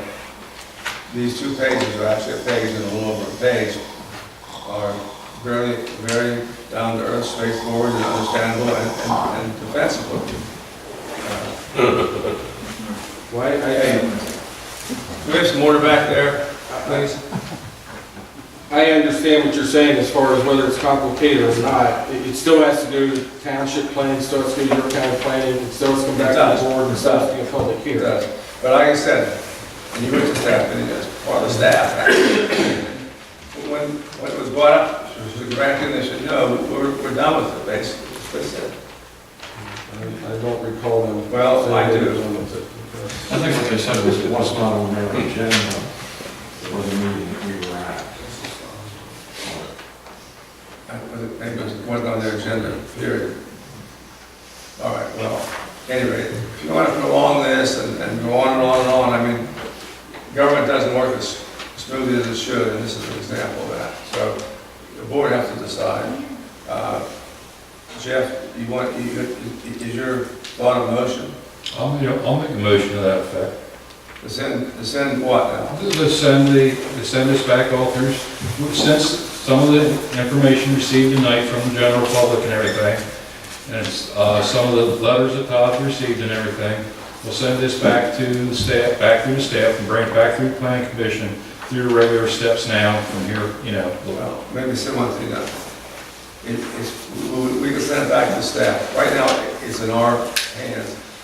We send it to the planning commission, send it to the staff. You want to send it to the staff, and they'll send it back to us, not the planning commission. And we'll determine the product that goes to the planning commission. The staff works for the board.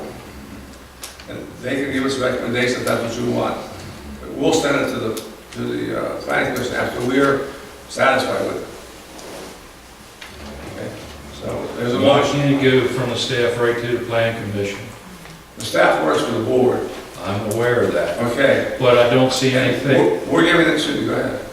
I don't see anything that drastic coming out of this to amount to anything. And if, you know, we'll all get a copy of what goes to the planning commission anyway, prior to it going to the planning commission. Staff, and that implies they work for somebody, they work for this board.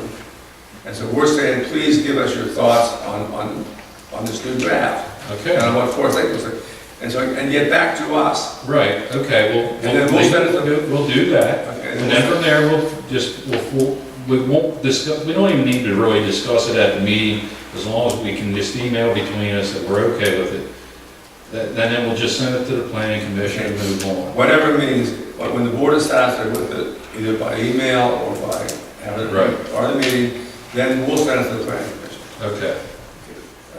Is there a second to the motion? I'll second. Any further discussion? All in favor? Aye. No. Aye. Thank you. All right. Now, let's see. There's also some other parts, there's also some other issues with zoning ordinance amendments. The one is with changing the lot size, there's a rural residential receiving zoning classification, and the lot size has been 50,000 square feet. That's what's stated in the zoning ordinance. And that's the minimum and the maximum lot size. And I think the staff made a good recommendation in saying, let's make it minimum 45,000 and a maximum 55,000 square feet.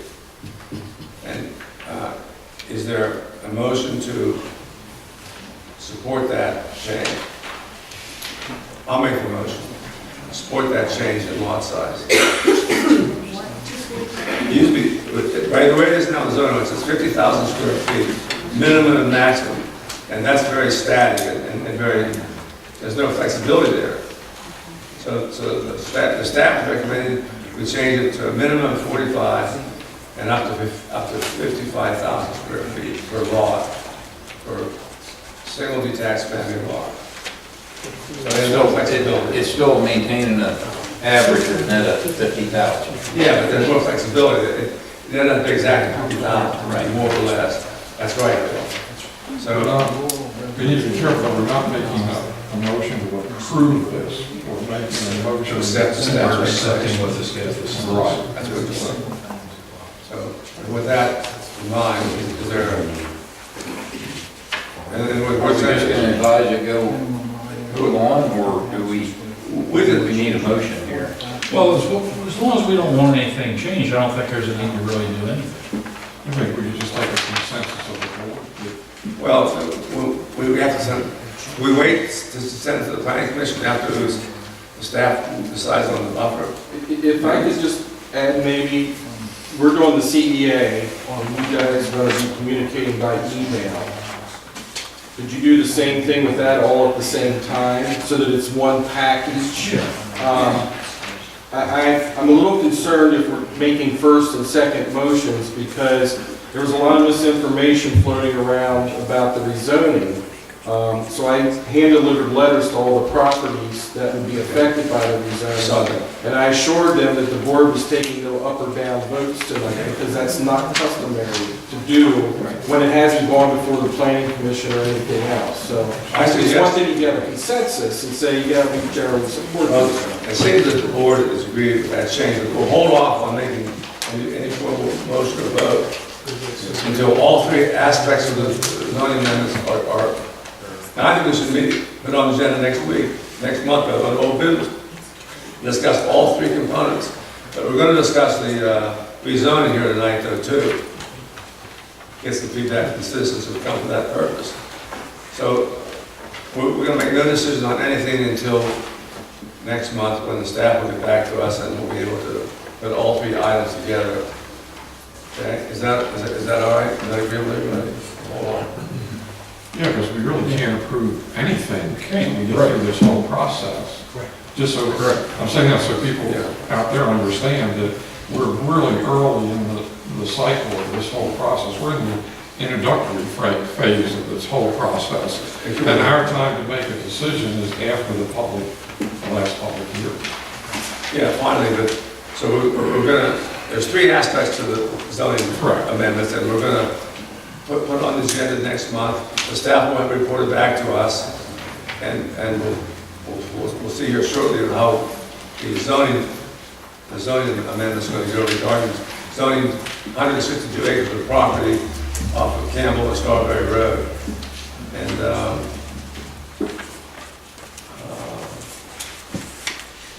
how many citizens are here to discuss that issue with the rezoning? Okay. I think we should hear from them first, and then we can discuss it. No, I didn't.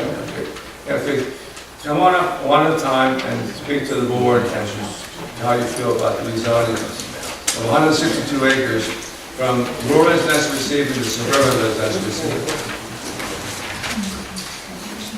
I'm Kathy Raymeyer. I live on 359 Strawberry Road.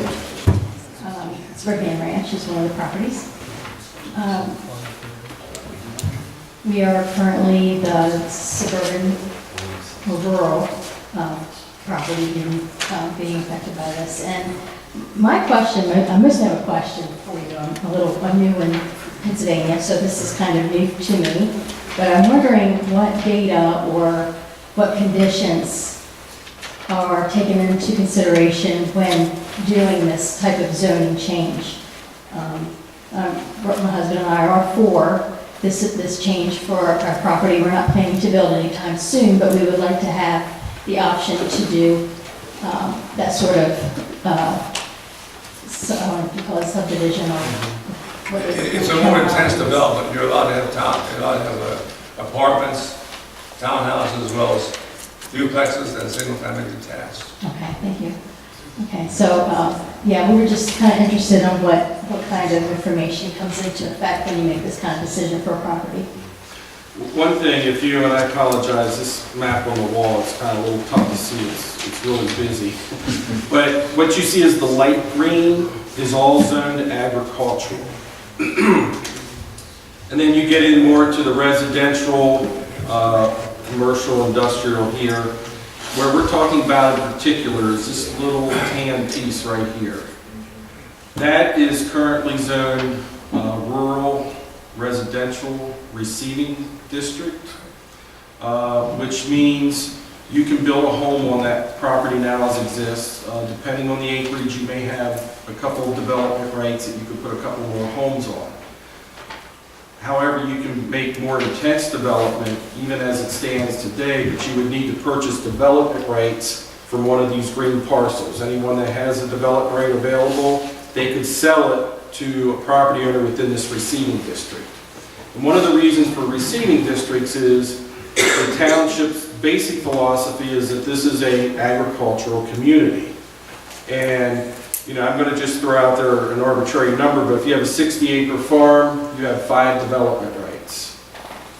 You need to keep one with the property. If there's a second home, you need a second one there. So you have the potential of 3 or 4 building lots on that 60 acres, or you can choose to sell them to the suburban residential or the rural residential receiving districts.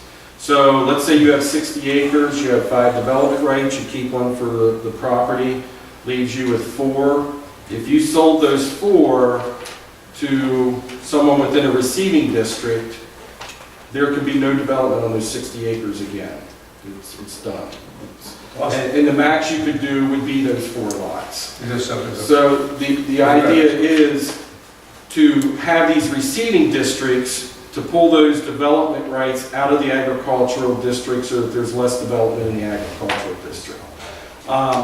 Receiving, and in this particular area, when we looked at this, where you see this orange color, that is currently the suburban residential receiving district. So that would be contiguous to that district that already exists.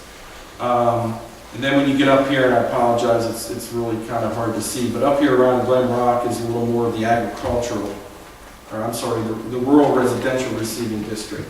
The suburban residential receiving district, which is what this is proposed to change to, does allow for a denser development.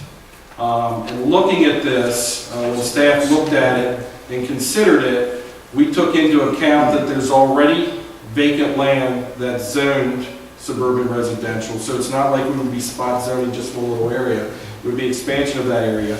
And the other thing is, when you look at it, you have strawberry fields. You can see, because of all the lot sizes, it's really dark here.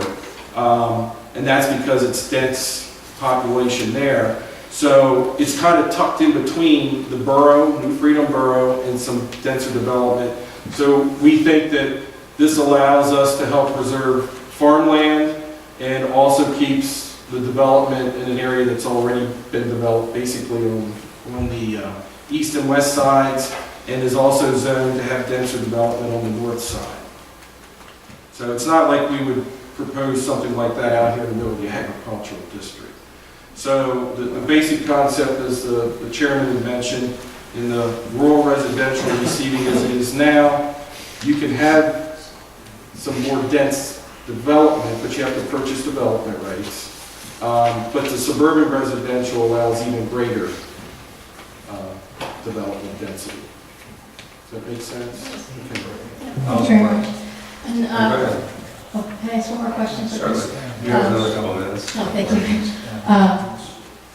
It seems to occur to me, I recall someone mentioning a plan that's been in effect for quite a while for a different exit ramp from Interstate 83 to come down toward where the Campbell Road intersection is on the old trail.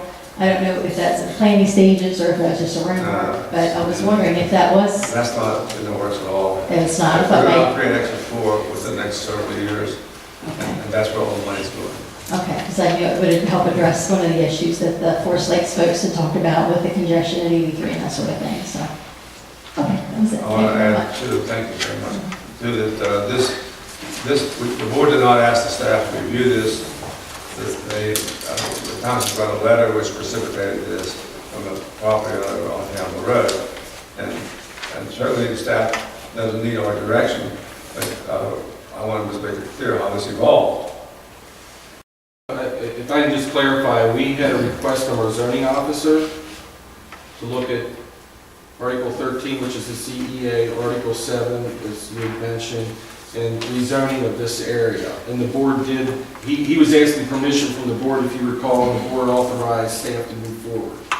I'm not sure if that's, we did, but I'm not sure that this was that specific as far as rezoning all this land. But that's what we'll fight about that later. At any rate, okay, so anybody else want to address this rezoning? Yeah, Pat.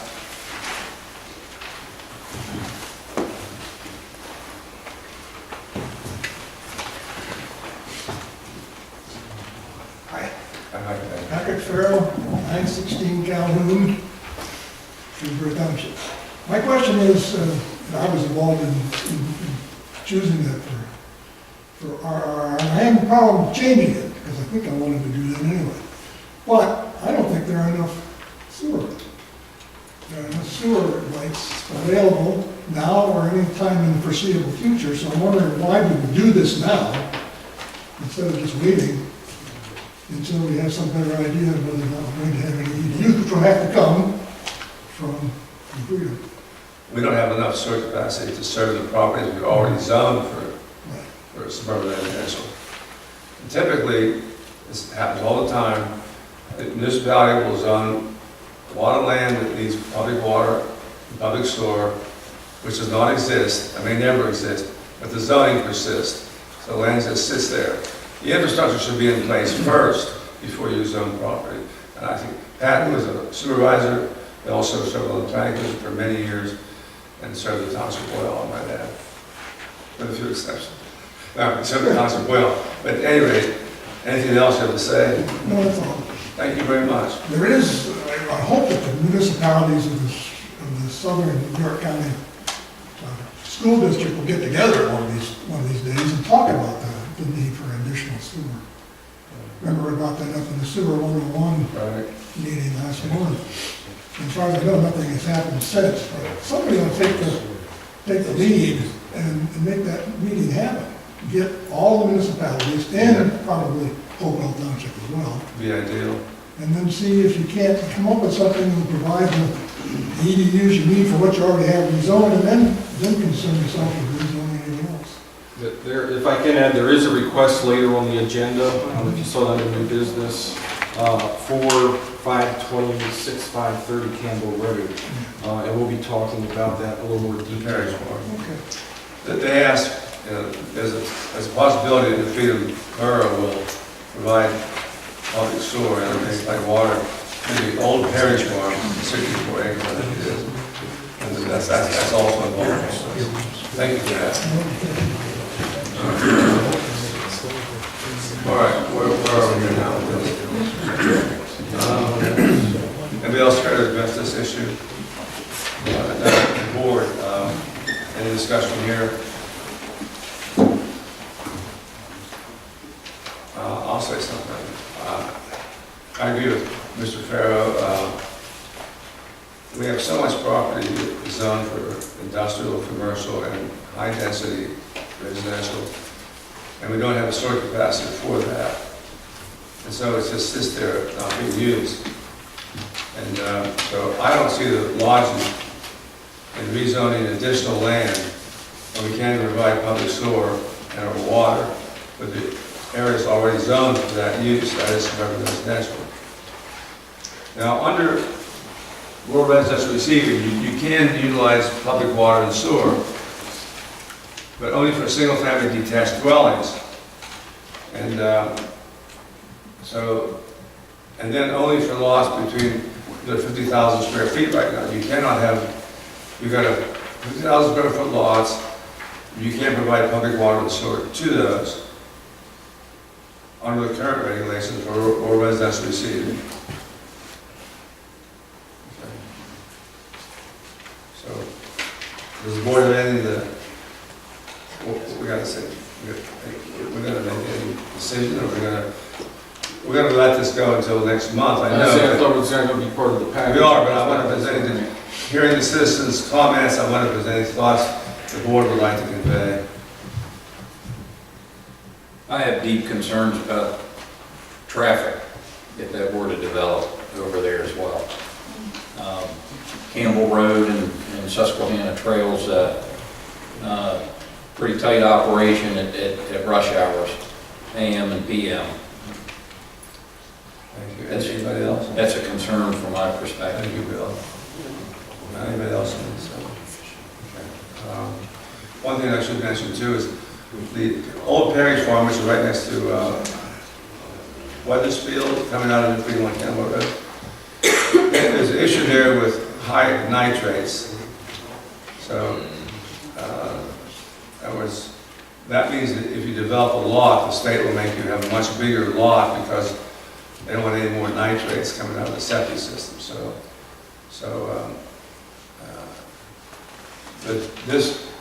The owner of this farm could work with New Freedom Borough and get sewer and water onto that site.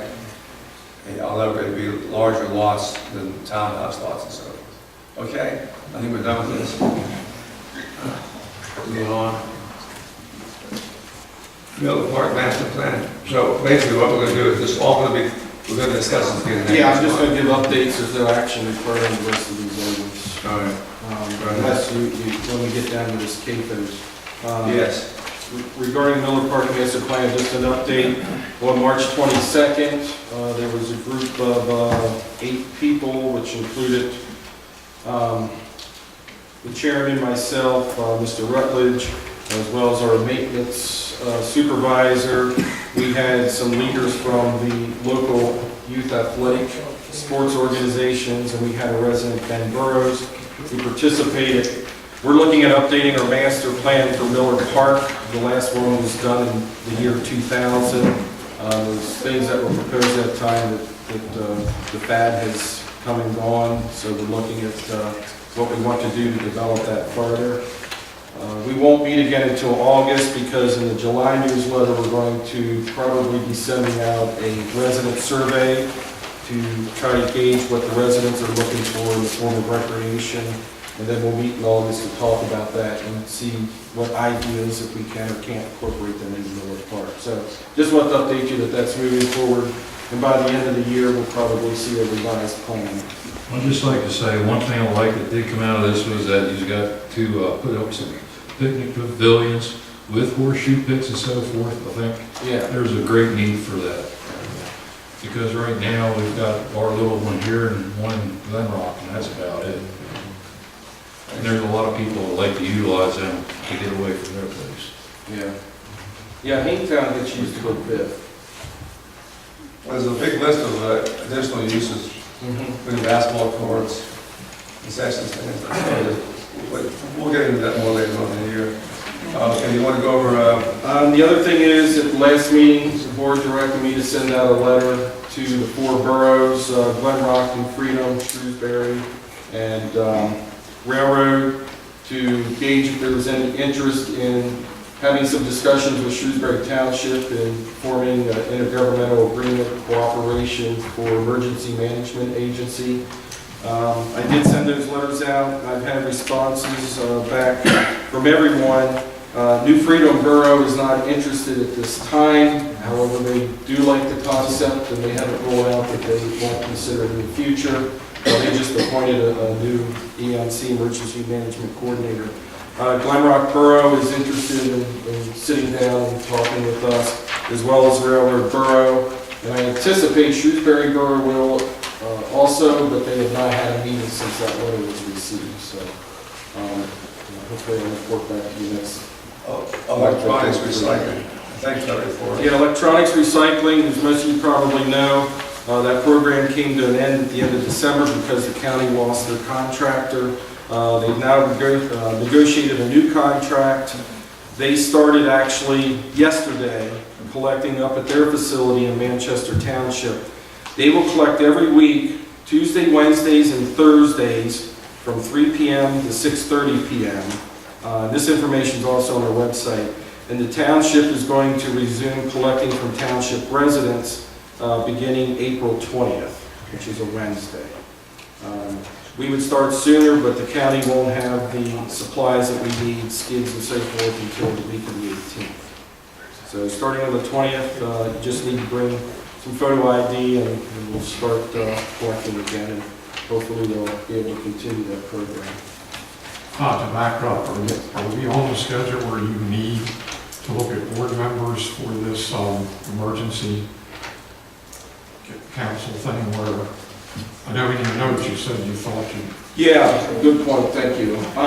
Yeah, we can do that now or next month. Okay. And if we want to do it now, that's great, because then if we do, and I get word back from Shrewsbury Borough, I can set up a meeting in the meantime. But I was thinking probably 2 board members to serve on that. Would you like to serve? Art, would you be there to serve? I will, but, if somebody else wants to, I won't take it. Anybody else want to serve on the emergency management? You're looking for 2? And those would be evening meetings. All right, well, we have 1 amendment volunteer. Good. Great, thank you both. By the way, there was a thing in the paper that just last week, Springersbury, Spring Garden, and Manchester Townships merged their groups, so maybe some information that would be helpful to get into that, like their agreement and all. Concentrated animal feeding operations. Several months ago, some time ago, Fedor's Township enacted an ordinance based on the safety of concentrated animal feeding operations. There's some issues there. So their ordinance covers inspections and all. And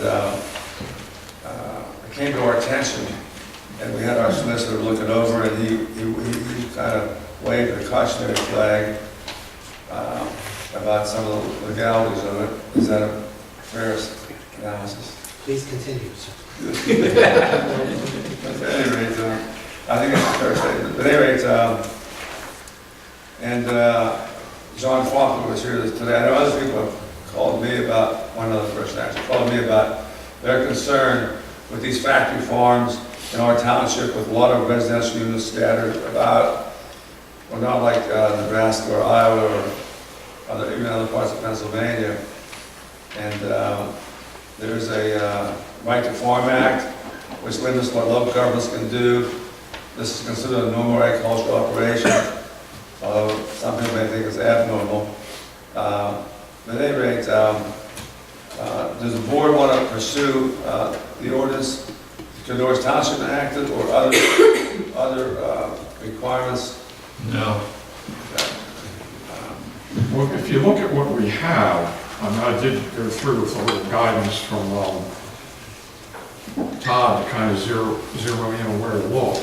We do have in our ordinance now that, we follow basically the state requirements. And what I read from what our solicitor told us is that's all we can do anyway. Correct. Because they supersede anything we would do, and you wind up, and they have taken municipalities apparently to court, and they have won, I believe, every time, and it costs you a lot of time and money, rather than emphasizing that we've already got what the state will allow us to do in place. Here's another thing you've got to keep in mind is the EPA and everything. I mean, these, Save the Bay Foundation, all these regulations that they are putting on everything keeps a check on all that also. Right now, there are so many checks and balances on large CAFOs that it's ridiculous. But at the same time, we don't even have a CAFO in the township. And I don't think there's anybody in the township that's even farming that's interested in a CAFO anymore. Because it's agriculture is, as far as if you're going to do livestock, it is strict. And a lot of guys don't even want to bother with that anymore. I mean, that's one of the reasons when I was farming, I stayed away from the livestock because of everything I had to do with the pasture and everything. It just wasn't worth the aggravation. Your manure, that's why your manure management and everything. That's why we don't even have any dairy farms in the township or anything anymore, because it's regulated so hard. I just can't see it enacting something that we can't control anyhow because of acre, and it's like, it's not like it's an issue anyhow for us. Not now. And I don't see it being an issue, Paul, because Well, I tend to agree that there are good reasons why farmers don't want to get involved, but it doesn't mean it can't happen here. Now, I would remind everybody, we dealt with a sludge issue in this township for many, many years. and we've got ordinances on the book now that we can't enforce there if we chose to. What's that, Slim? There's ordinances on the book right now that we probably couldn't enforce if we wanted to. For sludge and so forth. Well- Because that ruling is overturned by the state court. Well, the Attorney General will, if a farmer wants to put a CAFO in this township, and we have regulations that say no, they go to the Attorney General and they ask them to intervene. That's how it works. And they did, the Attorney General came down here and intervened, and they try to say, well, they don't really sue you right away, they try to negotiate with you. And we were very successful in enacting 3 separate regulations which control sludge. Okay, so we didn't give up on it. And I think that it's going to serve the township well. One of the things here to keep in mind, Paul, as far as these CAFOs, they've got to prove that they've got enough agricultural land to spread it, the sludge and everything on. There's all kinds of stuff they've got to do. Okay. I mean, it ain't just going to come in here overnight and be an issue. I appreciate your perspective as a long-term farmer. So, is there any interest in pursuing any regulations on CAFOs? I'll just make a decision right here tonight. Does someone approach you because they would like to do this? Pardon me? Or Did someone approach you? No. because they liked it? I got a call, Preemptive. I got a call from 2 residents who were aware of what Cador's Township did, and they said, can we do it here, because they were concerned. And then you heard Mr. Faulkner, one of the persons who called me. So that's where it is. That's what initiated this. And one thing too is, once one adjacent township enacts that kind of regulation, then we're more likely to get that kind of use because they can't do it here or there. But anyway, let's not beat this to death. Any interest in pursuing this? I'm interested in it, but I think at this point, we just need to stay vigilant for some sort of an ordinance that would work. It's tough fighting City Hall on this. Yeah. So, I mean, this ordinance is, like our solicitor pointed out, has no issues with it. But I believe in being innovative and trying to do something that's relatively simplistic that will work. But right now, I don't see any interest, so let's move on. The act, I believe, at the state level does say that the Office of the Attorney General, be careful when you ask for help from the government, I know, but will work with municipalities if they do want to develop it, try to keep them out of trouble, try to help them come up with something that they would approve of. I mean, that would be an option. Now, they will work with us, but they'll also tell us you can't do this, you can't do that. That's correct. Yeah. Right. And that's what they say initially, and so maybe you can try this. So anyway, okay. So I guess we're ready to move on. Moving on then, let's see here. Exit 4. Can we spend 2 minutes? You want to give us something on that meeting? Yeah, I just wanted to just bring everyone up to date if you weren't aware. There, on March 30th, there was an open house held by PennDOT in Shrewsbury Tire Company. There were 2 options that they were looking at to make the improvements at the Exit 4 interchange. This one is what they call a tight diamond option. As you can see, this is Walmart, the Giant. This is Tom's. So this would be heading north on 83, and this would be heading south. This is what they call the tight diamond. Pretty much come down, you have 2 lanes on the ramps. You have traffic lights, pretty similar to what we have now. Just a little more laneage in the exit ramps. And then this would also be additional lanes from Mount Airy down to Wolf. The option that it appears that they're going with is what they call the diverging diamond. And this again would, and both options would include replacing the existing bridge on 83, which would allow for 3 lanes of traffic in each direction for future. Underneath, as you know now, we basically have 3 lanes. It would open it up underneath to the equivalent of 5 lanes. As you know, you have the single turn lane, regardless of whether you're going north or south, and then you have a single lane going east and west. Under this design, it'll be 4 lanes, picking up here close to Mount Airy, down here to Wolf Road. And here, Wolf Road, under a separate project, there's going to be new improvements made on Wolf Road in 851, which will be 4 lanes as well. I will do my best to explain how this works. If you're coming up out of Maryland, and you're heading north and you're going to get off here at 851, now you come off to the ramp and you stop. Wait for the light to turn. What will happen with the diverging diamond, you will come off here and you will look to your right to make sure there's no traffic coming, and you can see there's a little radius there. You will continue and you will stop now right here at a stoplight. Same thing here when you're coming from the north. You come down here, you can go right in towards Shrewsbury Borough, you can make a left, and you would come and stop right here at a traffic light. So instead of stopping here on the ramp, you'll actually come underneath and traffic will stack underneath that, 2 lanes versus the 1 lane that we have now. So it'll be extra stacking capacity. Now, if you're coming from Stewartstown and you're going into Shrewsbury, what you will do is you will come up here and you will stop about right at this point, actually right here. If you're heading north, you'll just continue on the ramp and you'll go north. You'll stop here and wait for the traffic from the opposing direction to stop. And when your light turns green, you will, in theory, go on the opposite side of the road. And you'll continue, and then you'll come back over on what we'll call the correct side of the road. And what this allows is traffic that's getting on 83, heading south or north, you just go, now you have to cross a lane.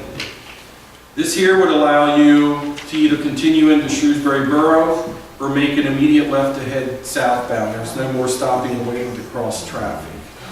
Likewise here, if you're coming out of Shrewsbury Borough, you'll come here and you'll stop. And if you're going to head north, once it's your turn, you'll go on the opposite side of the road. You'll make an immediate left to head north, or you'll continue straight through and come back onto the correct side of the road. So it's all controlled by these traffic signals here. It is on our website. If you have access to the internet, if you go to our home page, there's in the center of the page, you'll say Exit 4 Update. It has those maps as well as some other maps, and it also has a link to a video that kind of gives you a sense of what it's like to drive through. Now, I will tell you that the link that's on there, we're going to update it with another link, but the one that's on there, it's not quite the same sense as you'll have with this, because this is a little more compact. The ones that you'll see there are really large and expansive, but we'll be putting a link on that PennDOT tells us is a lot more size-wise as we have here in Shrewsbury Township. Thank you, Todd, for a very detailed analysis or explanation. New business.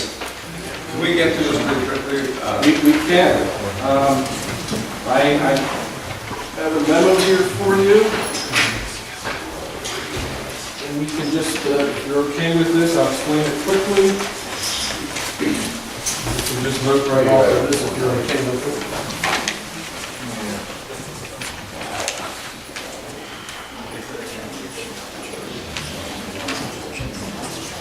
This was, you know what, I'm getting ahead of myself. We're on Spruce Road before I get to the aggregate. Nothing exciting.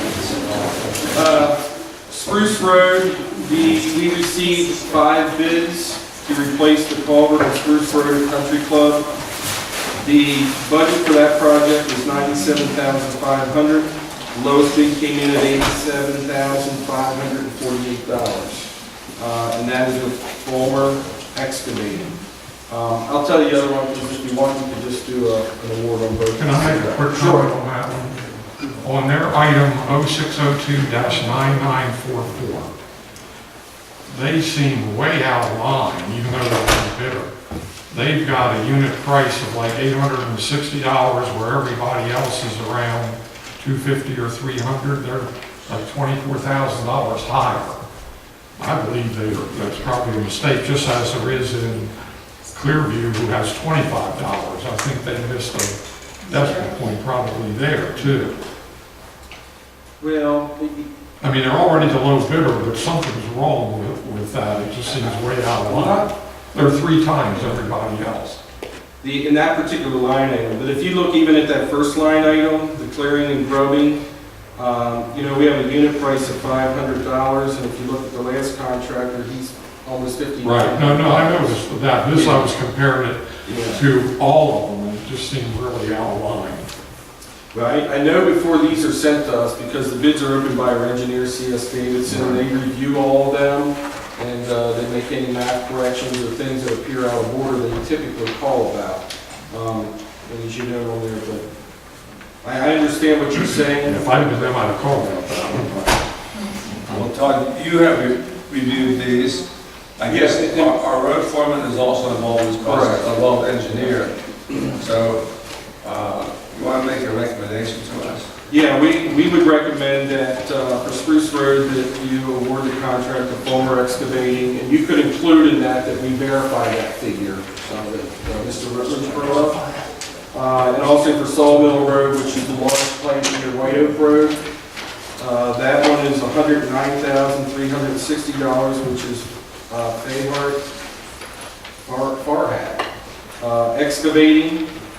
And our budget was $89,000 for that project, which came in at $109,360. However, we have a third culvert project that's budgeted at $59,000, but our township crews are going to be doing that project, so we'll have that additional funding in our Now, if you budget. look at that same part on this one, 06029944, the second lowest bidder is $30,000 higher on that item.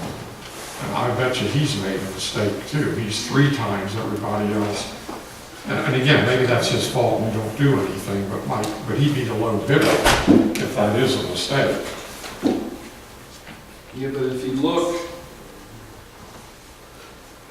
which one was that now? I'm sorry. The 0602-9944. Okay. Everybody else is around $300 a unit, and for some reason he's $960. So if I were looking at that as an engineer, I'd say, ooh, something's wrong there, somebody made a mistake.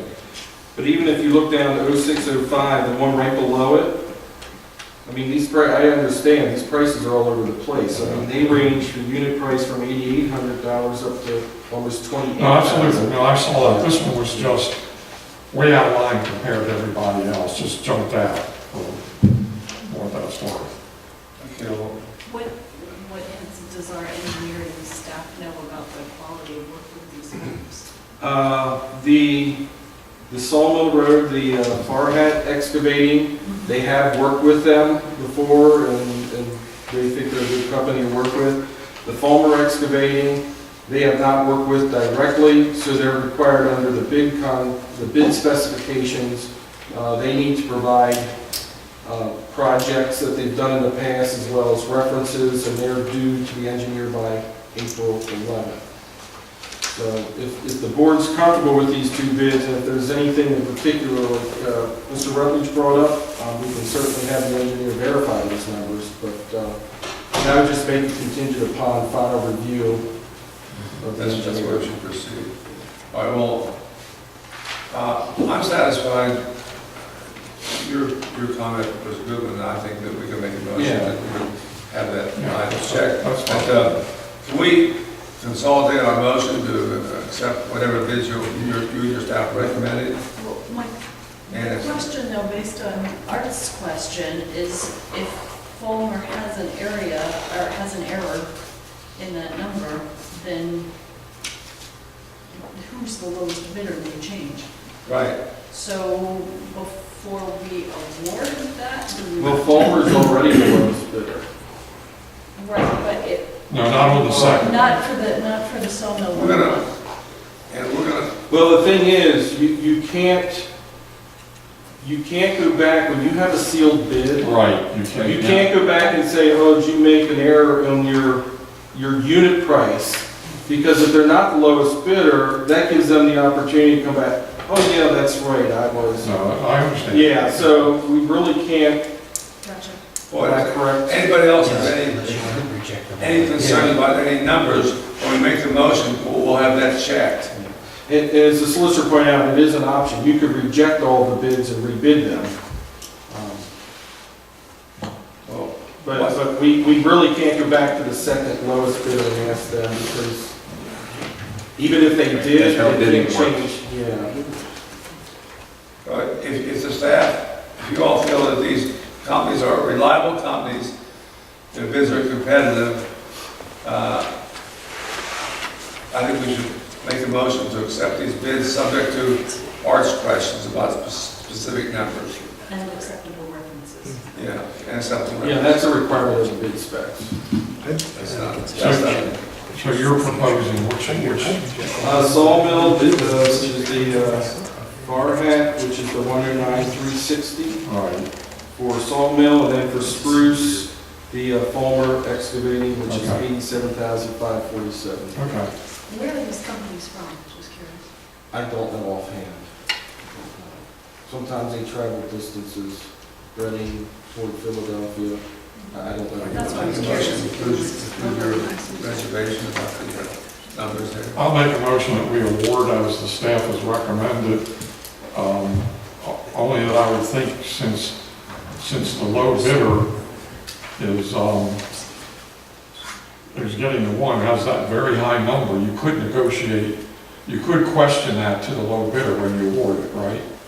This is on Spruce Road, Gotcha. where he's, Yeah, we can, on that, yeah, because if he makes it lower, he's not changing, he's still going to remain the lowest there bidder. could be an award to say, hey, we think you may have, okay.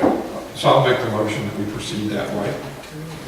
Regarding Spruce Road culvert replacement and Sawmill Road culvert Yes, replacement. both of Those them. two? Yeah. I'll second that motion. Any further discussion? Call for the vote. Vote aye. Aye. Aye. What else do we have to talk as far as Materials. Next item is the aggregate materials, which is what I just handed out to you. Our recommendation is for the stone to go to Kinsley Material at their low price for pickup FOB plant of $15,100. Asphalt to Highway Materials at their low bid of $126,725. Now note that's only for items 2A and 2B. Because the next item, which is cold patch, item 2C, we are recommending that be awarded to Stewart Tate for $27,500. Typically, we try to keep all this asphalt, hot asphalt, as well as the cold patch together. But last year, Highway Materials was our asphalt vendor. And there were a couple of times that we attempted to get cold patch, but it wasn't available at that plant. Our understanding was it had to be shipped in from the Reading facility. And then calibrated shipping, the low bid with Hamaker East of $63,300. So if you're comfortable with all that, you can do that all in one motion. Just for the record, on the cold patch, Yes. the winning bid on it was $27,000. That's correct. $27,000 even, Yes. correct? Yes, and that was the lowest for that item. Okay. And this has been carefully reviewed by yourself and the engineer and Mike. Yes. Okay, and you're all supportive of these bids? Yes. Otherwise, you'd be recommending. And we work with all these companies.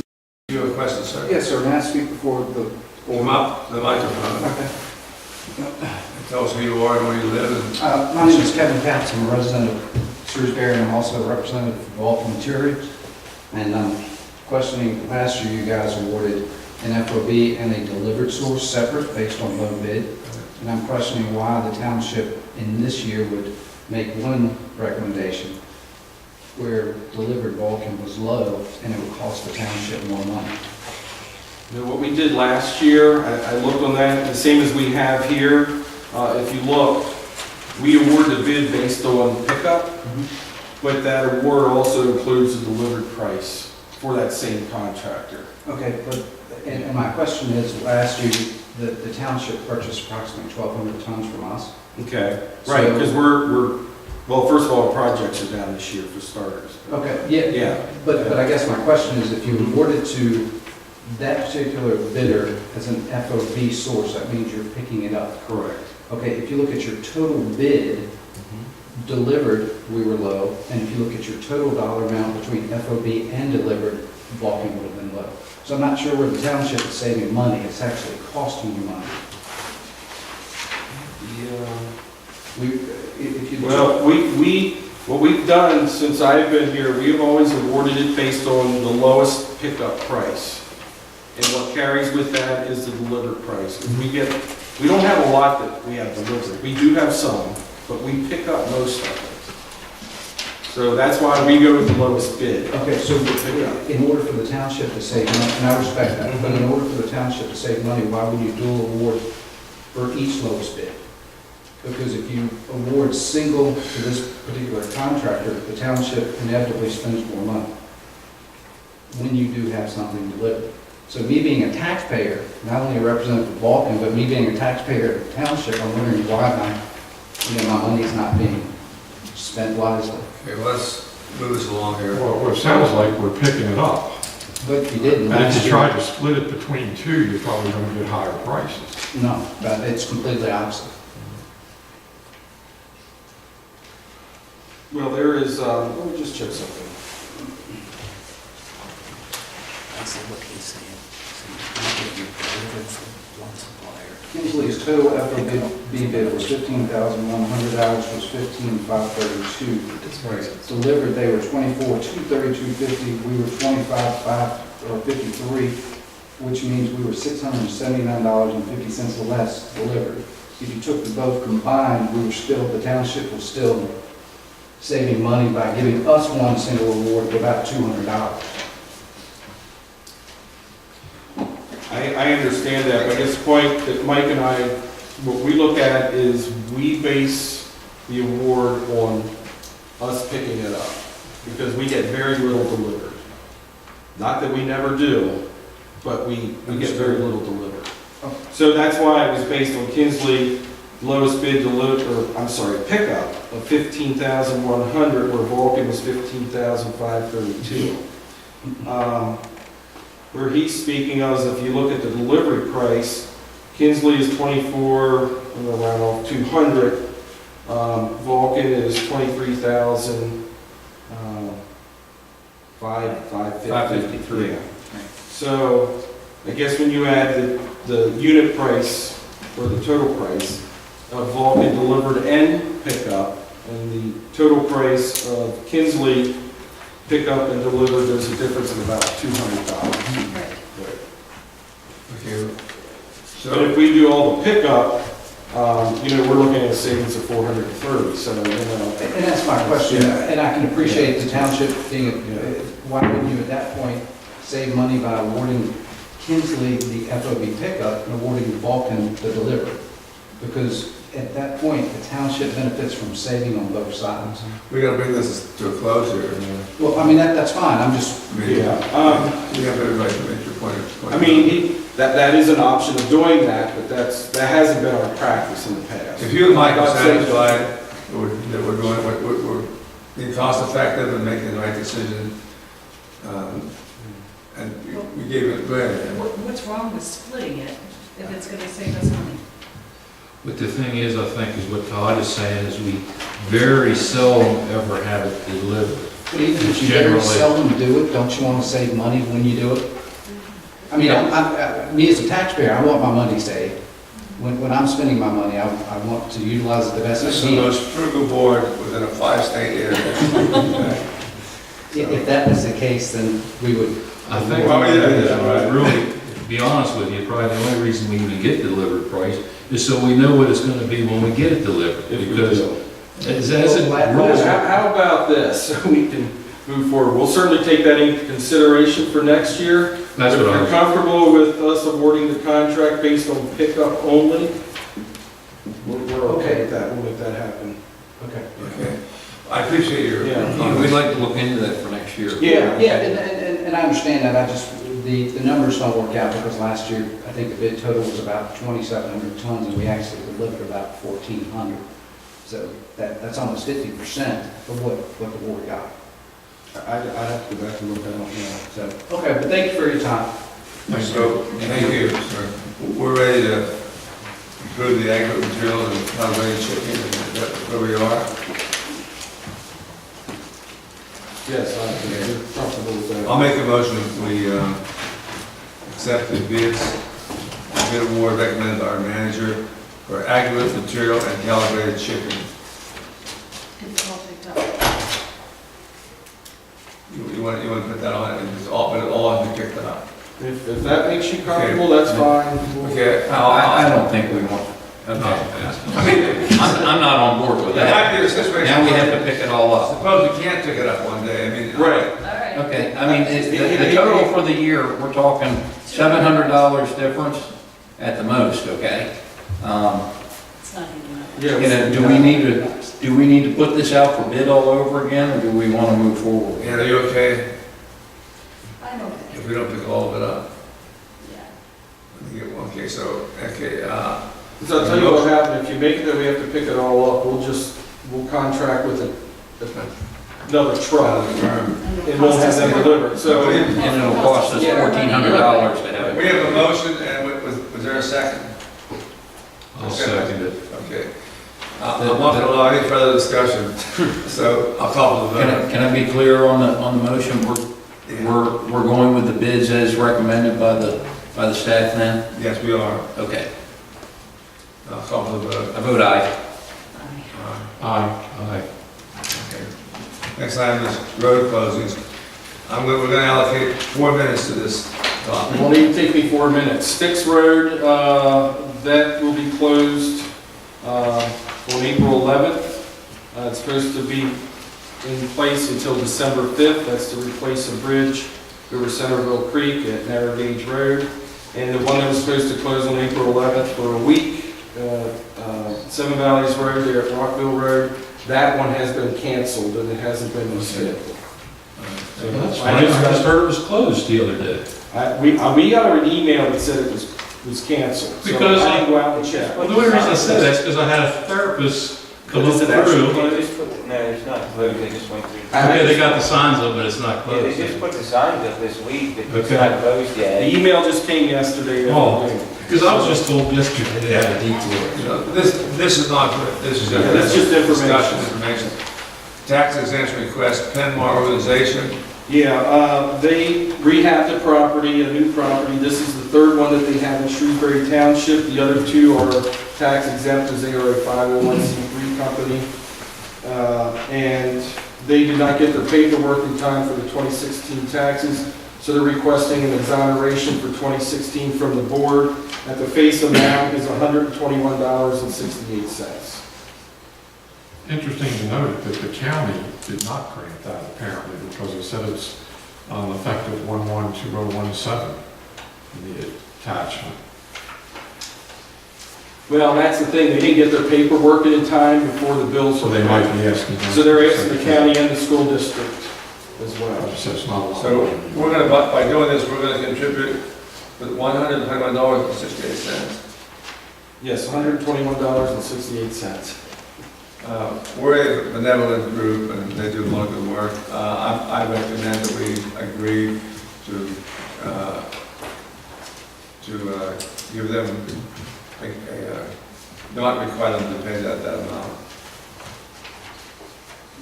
Is there a second? And seconded it. Vote aye. All aye. Aye. Okay. 5 ayes. Now we get into the sewer EDU request. Yeah, we were talking about this a little earlier. You have a request before you from a developer, Dunn Management. I want to bring up the map here quick. It's within that same area that's proposed for the rezoning. I don't know how many of you are familiar with the former parish farm. It's this piece right here. It's right adjacent, would be immediately to the east of New Freedom Borough. They're requesting water and sewer capacity at that property. Now, as you know, we have nothing to do with water. We do have a couple of sewer EDUs available, but certainly not enough for their project. The developer has talked to New Freedom Borough, and New Freedom Borough is at least open to discussions with the developer to providing them sewer and possibly water directly and not going through the township. But in order for that to happen, it would require an intermunicipal agreement between Shrewsbury Township and New Freedom Borough. So we would have to begin that process and make that request on behalf of the developer. Again, there's no benefit to the township, so if the board authorizes that discussion to at least begin, so they can determine even if they're going to truly be interested or not, I would include in your motion that the developer be responsible for all township costs associated with it. And of course, related to this is that whether they can use sewer and water, whether it's rezoned or not. Correct. And that's what we decided. And I'll make a motion that we say set up what is it, we set up a district, or? Well, it would just be to an intermunicipal agreement between the borough and the township, which basically, we're granting them permission to serve part of the township and they handle it. I make a motion that we engage in that discussion with Freedom Borough. However, part of my motion, the developer must pay all of our costs. And I don't know what those costs would be. Well, we'd have to have our solicitor involved in reviewing the agreement and so forth. I should have guessed. You know. Most of the legal burden is going to be borne by the attorney for the sewer authority. They're the ones that come up with the agreement. We'll just look at it and make sure. We must recognize that our attorney saves us tens of thousands of dollars every year by his All of us contributed. Student advice, right? student advice, yeah, thank you. Okay, so I made the motion. I'll second it. All in favor? Aye. Aye.